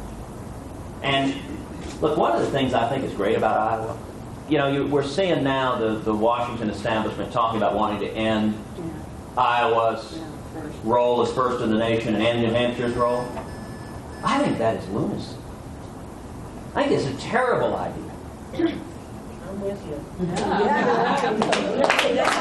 Well, and let me tell you why as a Texan. Listen, if we started primaries in big states, if we did primaries in Texas or New York or California, it'd be decided by giant, slick Hollywood TV ads, all artificially created in the studio. That would be horrible for this country. Look, one of the things that I have grown to love about the state of Iowa is how seriously y'all take your politics. Look, y'all treat politics like we treat football in Texas. I mean, it's intense here. But that's a wonderful thing. You know, what's the old joke in Iowa? Are you voting for so-and-so for president? I couldn't possibly. I've only met him 5 times. I mean, that's a great thing, that you have the ability to look someone in the eyes. Say, all right, are you telling the truth or are you blowing smoke? That is doing a service. Every one of you is a proxy for thousands of Americans that don't get the chance to do this, to examine and press down and not believe the hot air and the smoke, but get down to the truth. And that's part of where my optimism comes, because I think when you get down to the truth, the difference between my record and the other candidates is pretty marked, and that's what this process of the campaign is all about. Yes? I've been reading for the Did you play a role in beating Oklahoma this weekend? Sorry, I had to play. I've lost it. I've been reading for the last few weeks in the media that Medicare is going to be significantly raising the premiums for seniors for Medicare. And I have not read anywhere in those things where it puts the reason for that back to where it belongs, which is the theft of all the money out of Medicare by Obamacare. Help. Listen, you are exactly right. And if you look at Obamacare, you know, 6 years ago, reasonable minds perhaps could have differed on whether Obamacare might work. Today, looking at the disaster that it has caused, I think it is the essence of reasonableness and moderation to say this thing isn't working, let's repeal it and start it. What has Obamacare brought? As you rightly noted, Obamacare was paid for by a massive raid on Medicare. The Democrats said, oh, look at all this money for seniors, let's take it and spend it. But we paid for it out of our Medicare. You're exactly right. We paid taxes specifically for Medicare. You are exactly right. And the Democrats just saw that as a pot of money they could raise. And you look at what Obamacare has done. Millions of Americans have lost their jobs. have been forced into part-time work, have lost their health insurance, have lost their doctors, have seen their premiums skyrocket. You know, if you go back into a way back time machine, it's worth remembering what Obama says. We all remember his promise: if you like your doctor, you can keep your doctor. You know, I have to say, when 6 million people had their health insurance canceled, the New York Times very helpfully explained, Obama misspoke. He misspoke 28 times, looking in the TV camera, repeating word for word a statement that he knew was categorically false. Now, when the New York Times says misspoke, I'm reminded of a line from my favorite movie, The Princess Bride. You keep on using that word. I do not think it means what you think it means.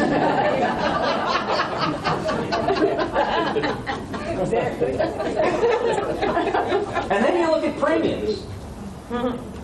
The president promised, under Obamacare, the average family's premiums would decrease $2,500. That's inconceivable. All right, now that's the best line of the morning. Hello, my name is Inigo Montoya. Prepare to die. We're playing all week. In fact, the average family's premiums have risen over $3,000. Here's something I've suggested. It's a simple way to decide the general election. For anyone in America whose premiums have dropped $2,500, you should vote for Hillary Clinton. I'll take everybody else. There you go.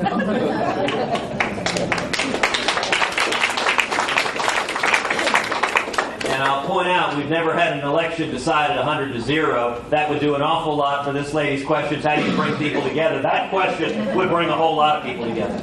Yes, sir. I've heard you speak strongly in favor of the 10th Amendment, and I'm a strong believer in that. But here's the problem.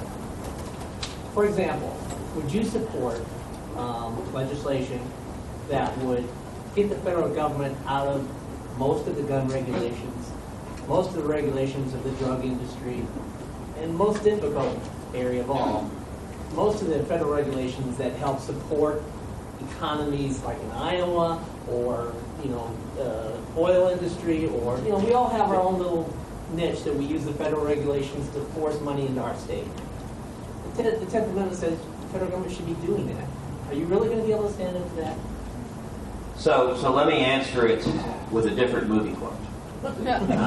This time from Jerry Maguire. You had me at hello.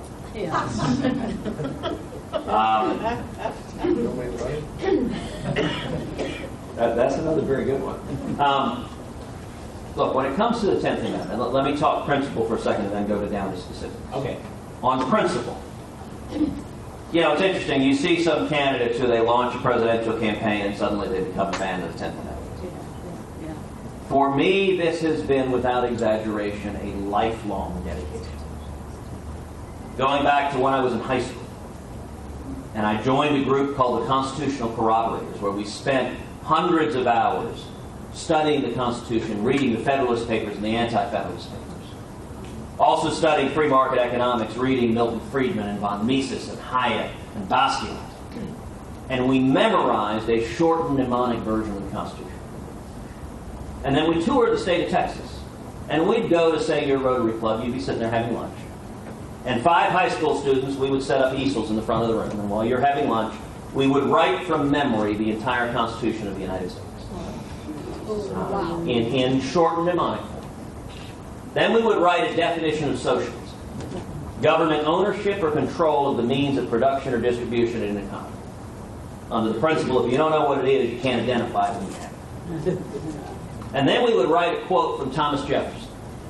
If a nation expects to be ignorant and free, it expects what never was and never will be. And in 4 years of high school, I gave about 80 speeches all over the state of Texas on free market economics of the Constitution. It became what I wanted to do. If you asked me at 14, 15, 16 years old, what do you want to do in life? I would have told you I want to defend free market principles in the Constitution. I was kind of a weird kid. I wish more would. Move on to college. College, my senior thesis was on the 9th and 10th Amendments to the Constitution. I wrote a 100-page thesis. You know, James Madison of the Federalist paper said, if men were angels, no government would be necessary. The great challenge in forming a government is to enable them to govern and at the same time to oblige them to govern themselves. So I entitled my thesis, Clipping the Wings of Angels. Before I was elected to the Senate, I spent 5.5 years as the Solicitor General of Texas, the chief lawyer for the state, in front of the United States Supreme Court, leading the fight for the 10th Amendment, fighting against federal powers, and we won major conservative victory after victory after victory. And in fact, when I stepped down as SG, I founded the Center for 10th Amendment Studies at the Texas Public Policy Foundation and led it. So when it comes to the 10th Amendment, I always enjoy seeing politicians who say, hey, this polls pretty well, maybe I should talk about it. Yeah. But for me, it is literally a lifelong commitment. Now, Congress has gotten so far away from the 10th Amendment, it is ridiculous. I think the 10th Amendment answers a great many issues. That we should trust the people. And I'll give an example, actually. Recently, and actually, I want to go back to this lady's opening question about bringing people together, because it's an example of also going to an environment that's not necessarily that friendly. A couple of weeks ago, I did the Stephen Colbert show. Now, Colbert is not exactly a rock-ribbed conservative.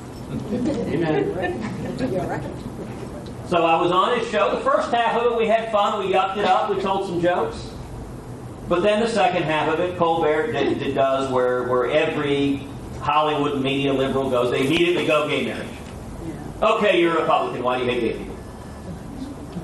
That's just his question. Question immediately. And my response, I said, Stephen, listen, I'm a constitutionalist. Under the Constitution, marriage is a question for the states. Now, Colbert's audience are predominantly Democrats.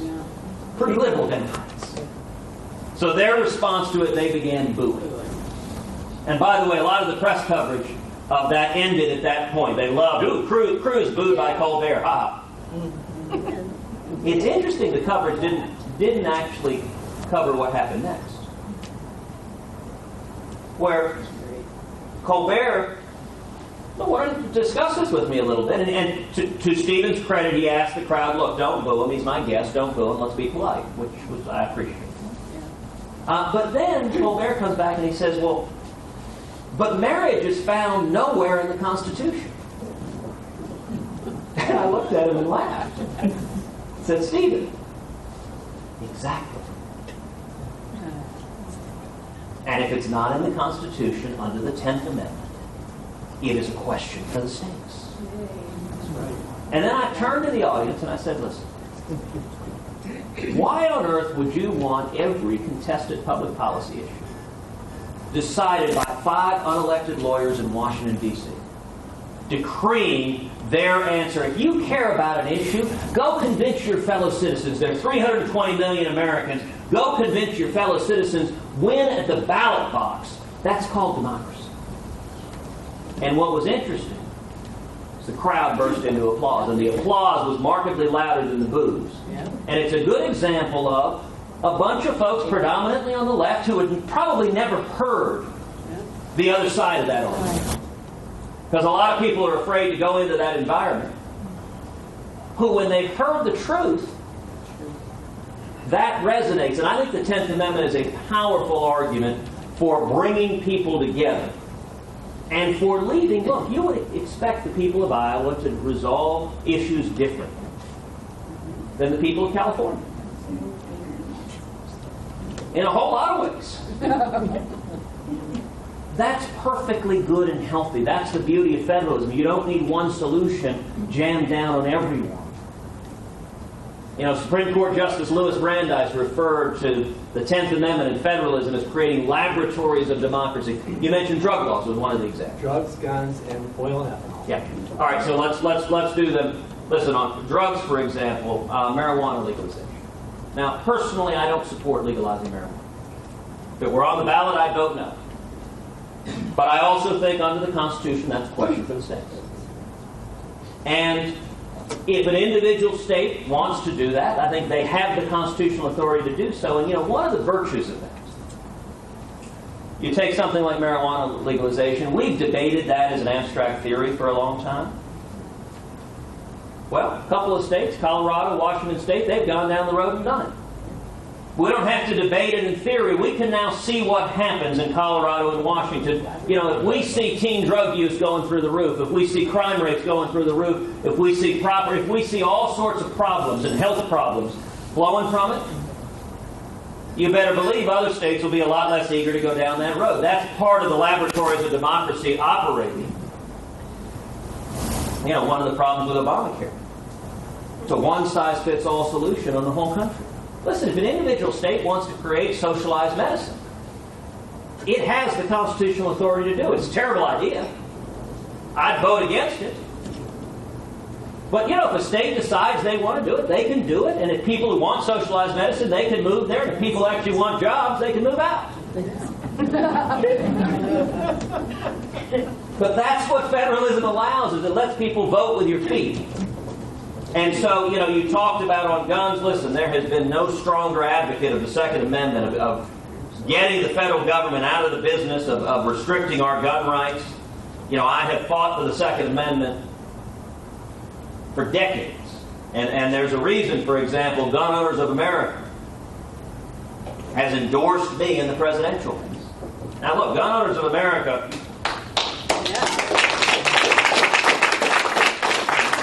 when it comes to defending our rights, are as rock-ribbed as you can get. And they said, listen, we've looked at all 17 of these candidates. They talk a good game, but the one that has the record, that has stood up and fought over and over again for the Second Amendment, is Cruz. And let me talk finally about subsidies and cronyism and corporate welfare. There is nobody in the United States Senate who has fought harder against subsidies and cronyism and corporate welfare. It is a corrupt system. It's part of why Washington is fighting back so hard. You look at where the lobbyists are. Everyone that has a vested interest in keeping the gravy train going, they're all supporting other candidates in this race. Because they know, actually, for a lot of them, it doesn't matter whether it's the Democrat or the Republican, government will keep growing. It'll keep picking winners and losers. It'll keep penalties. And I have been leading the fight. And listen, I'll give an example that may or may not be all that popular. Let's do an example here in Iowa of ethanol. About 6 months ago, there was a big agriculture summit. Had about 1,000 people come out to that. Just about every Republican candidate came to that. They were all asked about the ethanol mandate. Every other Republican came out in support of the ethanol mandate, including several that actually campaigned against it. When they stood on that debate stage, they did a 180-degree backflip and boom, we're for it. Except me. And when I was asked that, I said, listen, I support ethanol, I support biofuels. When it comes to energy, I think we should pursue all of the above. God has blessed this nation with abundant resources.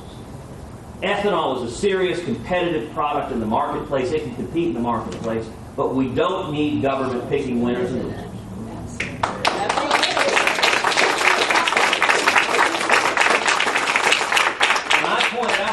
I filed legislation to end the ethanol mandate, to phase it out in 5 years, and to end, by the way, all the other mandates, to take government out of that business. And I have to tell you, when I said that, I really didn't know if I'd get booed and they'd throw tomatoes at me. I mean, this was 1,000 of the biggest ethanol producers in the state. And the entire purpose of this conference was to ask that question. And what I went on to say is, I said, listen, I understand that an awful lot of folks here that you may not like this answer. I get that. I understand you'd be much happier with me saying, I will support the mandate forever and ever and ever.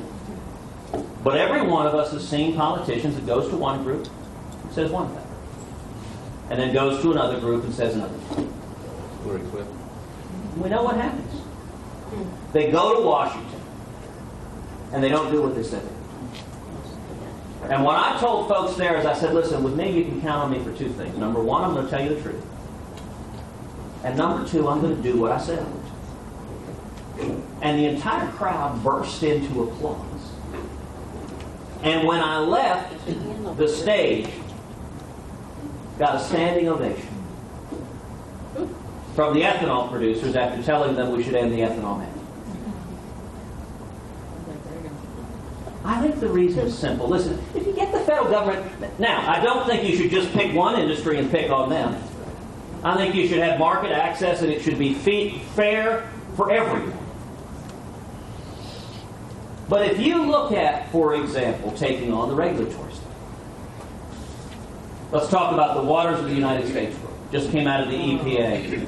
Terrible regulation, trying to turn just about every drainage ditch on every farm or ranch or your backyard, turn it into navigable waters and rain. Now, I've said if I'm elected president, we're going to repeal the waters of the United States.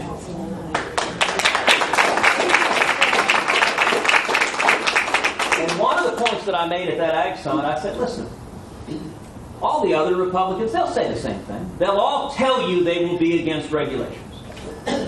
That's what you say when you're running as a Republican. That's what Republicans say. Here's the reality. When Democrats are in office, regulations grow exponentially. When Republicans are in office, they continue to grow.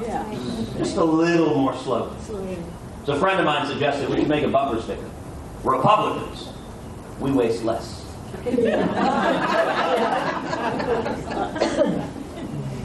And here's the reason why. How many of y'all remember the beginning of the George W. Bush administration? One of the first big issues in the first couple of weeks was arsenic. An EPA rule dealing with arsenic in the water that the administration took on, and the media went nuts.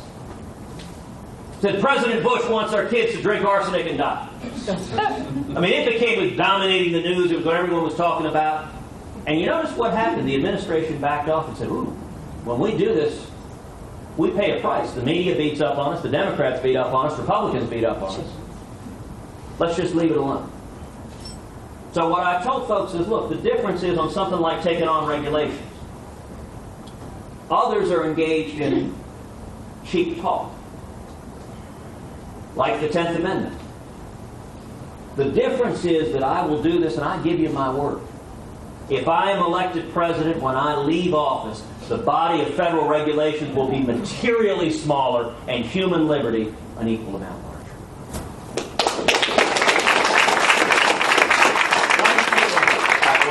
Last question. Yes, ma'am. I would like to know your thoughts on global warming and why the government is trying to weaponize it against us. What's their end game? Okay, great question. The question was, what are my thoughts on global warming and why the government is trying to weaponize it against us? What is their end game? I'll actually point to, I would encourage you, when you get home today, to go online and Google my name and Sierra Club. So last week, I chaired a hearing in the Senate Judiciary Committee on overregulation and how it hurts minorities. How the people who are hurt the most by overregulation are people who are struggling and trying to climb the economic ladder and achieve the American dream. One of the people who testified was the president of the Sierra Club. And he and I, let's just say we had a vigorous exchange. So I would encourage you to watch it, and you asked who won, I would just say I would encourage you to come to your own verdict. I'll point out, so his testimony, he said, when it comes to global warming, the debate should be over. There should be no debate. So I began my questioning by saying, is that a typical practice for the Sierra Club to declare certain areas of science off limits that you cannot question, you cannot debate, you cannot look to facts or evidence or data? He didn't really have much of an answer.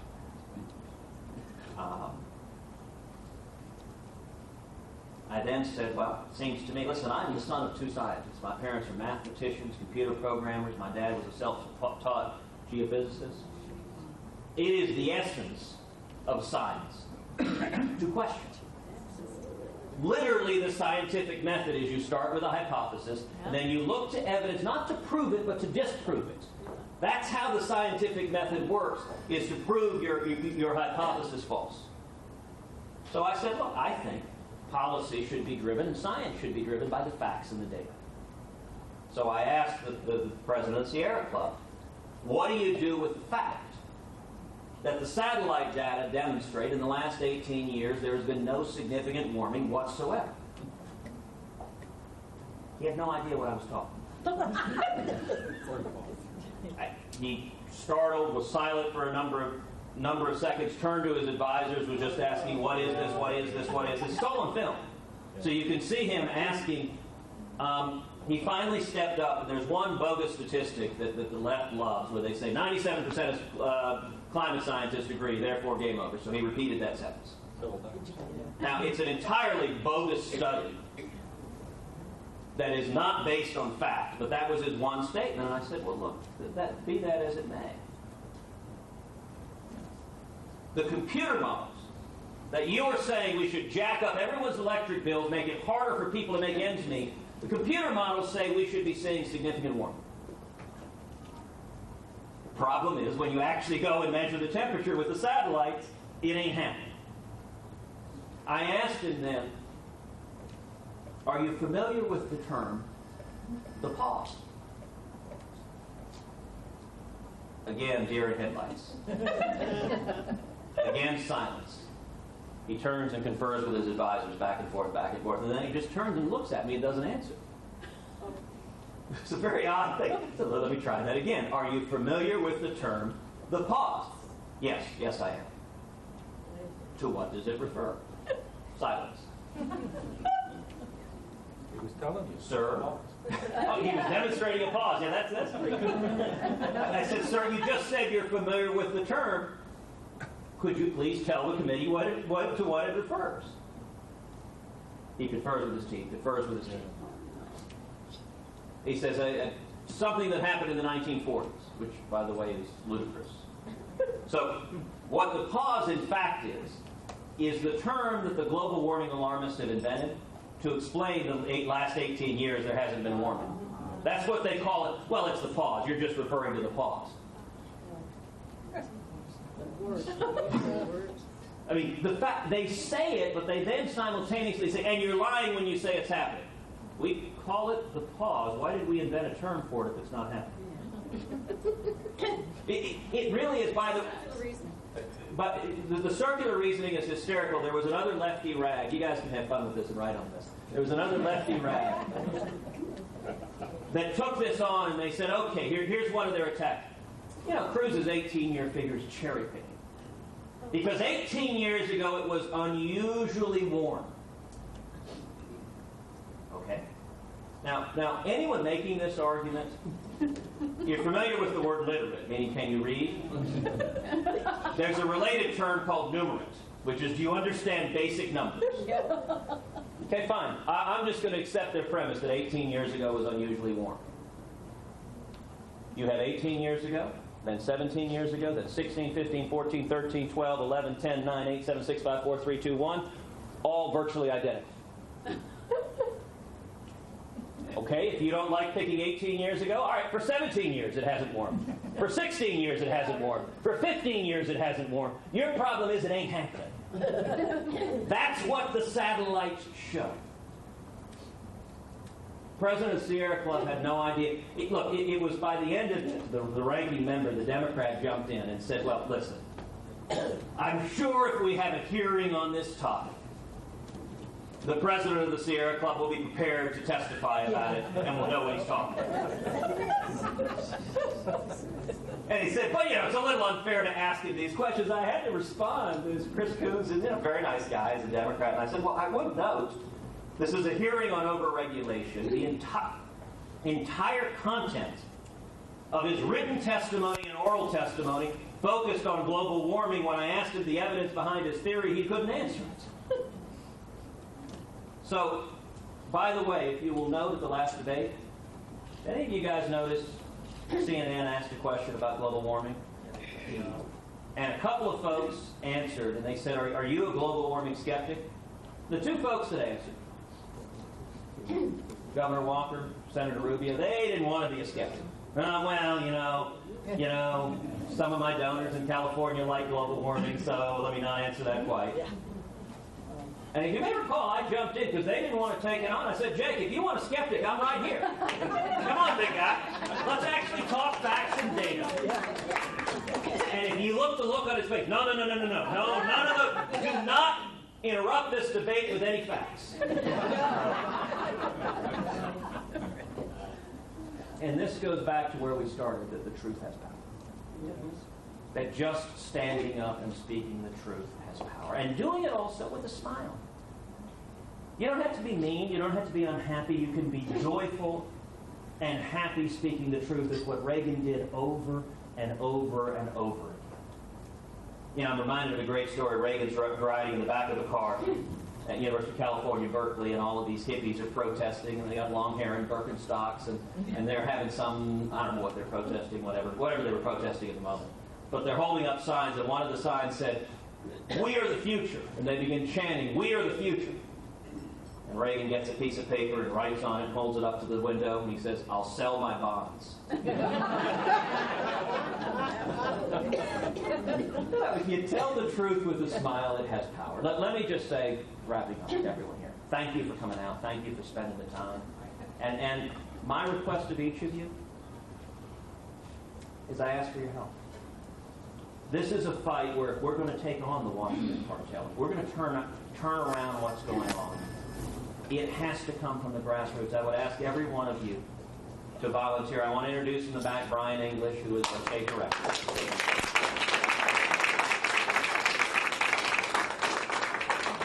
Brian was a pastor before he came to politics. He's leading an incredible team, and we're building a grassroots army. I would ask every one of you to sign up and volunteer, be a precinct chairman, be part of our leadership team, volunteer to come out to the caucuses, and volunteer to help get your friends.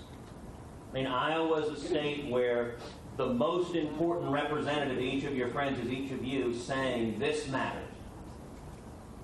And we ask for your help, and I promise you, if and when we win this, I'm going to do exactly what I promised I would. The stakes are too high to do otherwise. And I'm grateful for all of your time. Thank you.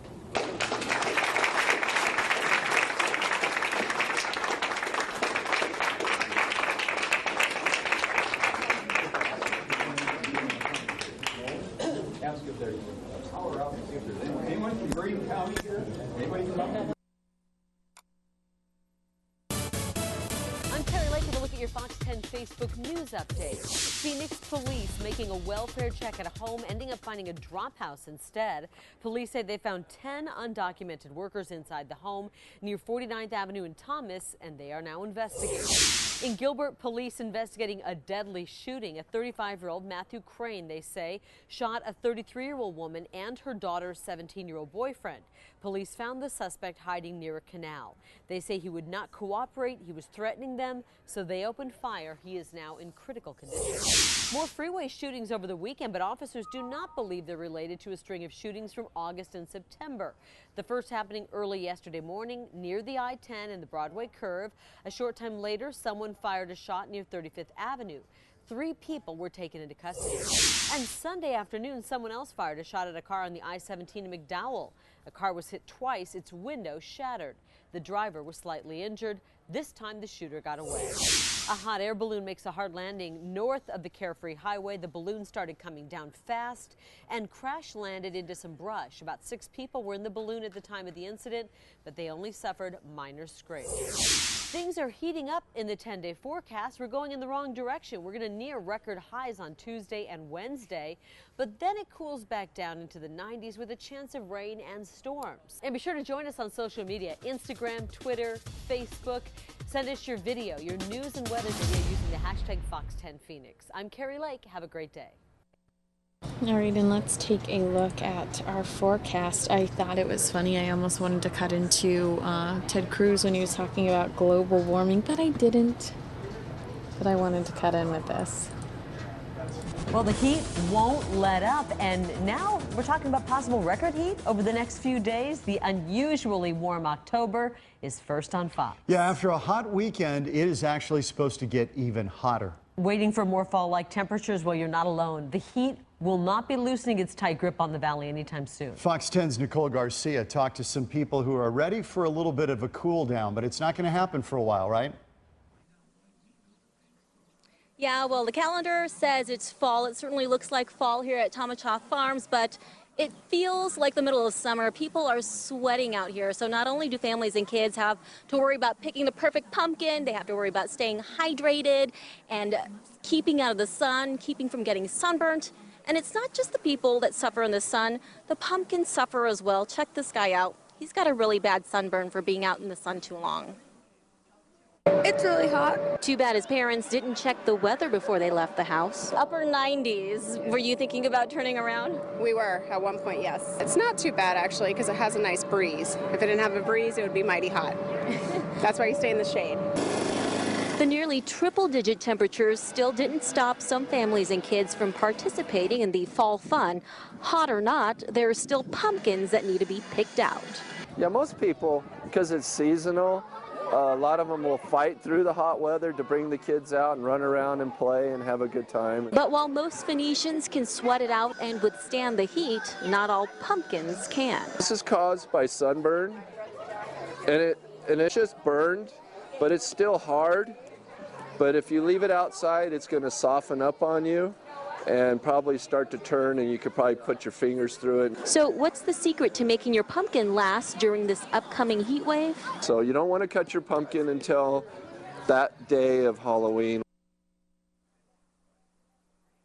That's right. He says don't carve your pumpkin, even if you get it right now, don't carve it until closer to Halloween or on Halloween day. And as far as picking the best pumpkin, obviously, you got to give it a good tap, get a nice firm pumpkin, and keep it dry and keep it in a very cool spot at your home. Reporting live, I'm Nicole Garcia, Fox 10 News. Okay, Nicole, how hot are we talking here? Christy Siefkin joins us with a look at the numbers.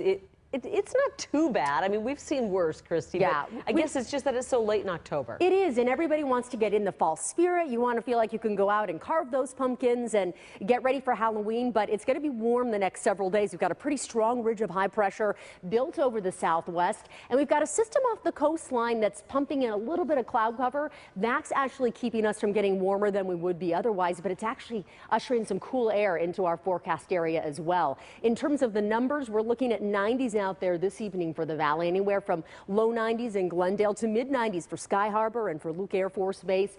And these numbers, they're going to be even warmer at this time of night tomorrow and the next evening. Wanted to show you some numbers in terms of what we're expecting, our forecasted temps, and what the records are. So take a look for Tuesday. Upper 90s are expected. Record for that day is 101, so a little bit of wiggle room there, but as we know, those numbers at Sky Harbor can just take a little bit of jump. And then as we get into Wednesday, forecasted temperature for that day, I'm saying 100, and the record for that day is in fact 100. And the heat, not just in the valley, it's going to be in lower desert locations across Arizona, and we'll talk more about that coming up in just a couple minutes. All right, thank you, Christy. Keep it right here. We're keeping track of the hot October temperatures and the rain that's heading our way. You can do that with the Fox 10 weather app. There's the link right there down. Your exclusive AccuWeather forecast with Christy Siefkin on Fox 10 News. Well, hope you're enjoying the start of your work week. It is a warm one, and we're going to continue to see that warm weather into the next several days. A little bit breezy out there tonight as well. About 8-mile-an-hour winds at Sky Harbor.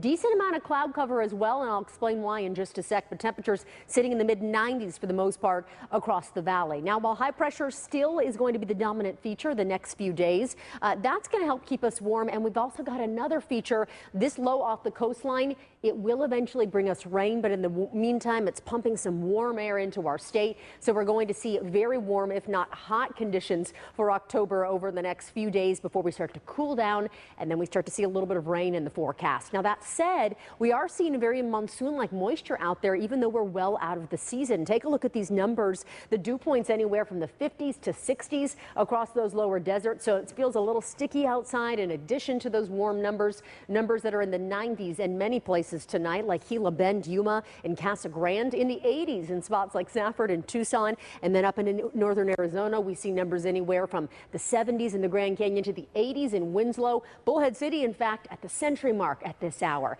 The valley, of course, looking at a little bit cooler numbers, but still well above average. Low 90s and some mid 90s out there too tonight. And at this point in October, we should be at about 90, continuing with that downward trend in the temperatures. But instead, we sat at 97 for our afternoon high today. And back in 1950, when we set our record, we actually were at the triple-digit mark and slightly above it. We made it to 103 for the afternoon high. And triple digits, well, we could see them in the forecast as early as tomorrow or even Wednesday. Looks like we'll just be flirting with that 100-degree mark into your Tuesday, even warmer as we get into your Wednesday. And then we start to see a little bit of a cool down, still above average. But this is when that cutoff low is going to make its way into Arizona. We'll see moisture. We'll see the chance for showers. Could see some thunderstorm activity out there as well. We'll cool down into the upper 80s. Those numbers getting much closer to the normal line and keeping a slight chance of some activity in the forecast throughout your weekend as well. The national picture does have a little activity. You'll notice this cold front sweeping across the Ohio Valley, bringing some light rain showers. Otherwise, pretty mild out there today. Just some light activity up through the Pacific Northwest. Back to Arizona, though, for a look at those overnight lows. We'll see upper 40s show low, 77 for Lake Havasu. We'll see 61 for Kingman, 73 degrees for Gila Bend, 54 at Sedona. 60 for Page, and then Douglas at 63. And then quick number, or look at those numbers for tomorrow. 99 Lake Havasu, 98 for Bullhead City. Yuma, Gila Bend, looks like you will make it into the triple digits for tomorrow. 76 for Flag. We'll see 80 for Window Rock, and then 93 degrees is expected for Safford. So tonight, a little bit of cloud cover out there. We'll see partly cloudy conditions, and then we'll see mostly clear conditions into tomorrow. And then we continue with those warm numbers, potentially tying records, if not setting new records, as we get into Wednesday. And then that chance for rain starting as early as late Wednesday, and then really kicking off as we get into the end of your work week. Before I leave this evening, I will be letting Kirsty know how amazing she looks today. It's a must. It's 9 o'clock, which means if you're local, you should turn on Channel 10. If you're not local, you can head on over to fox10phoenix.com/live and watch our live local television broadcast. You should download our app. It's free, and you can receive breaking news sent to your telephone whenever we have it. You should follow us on Twitter and like us on Facebook. I'm Kinsey Schofield. Thank you so much for watching us this evening. This is Fox 10 News Now.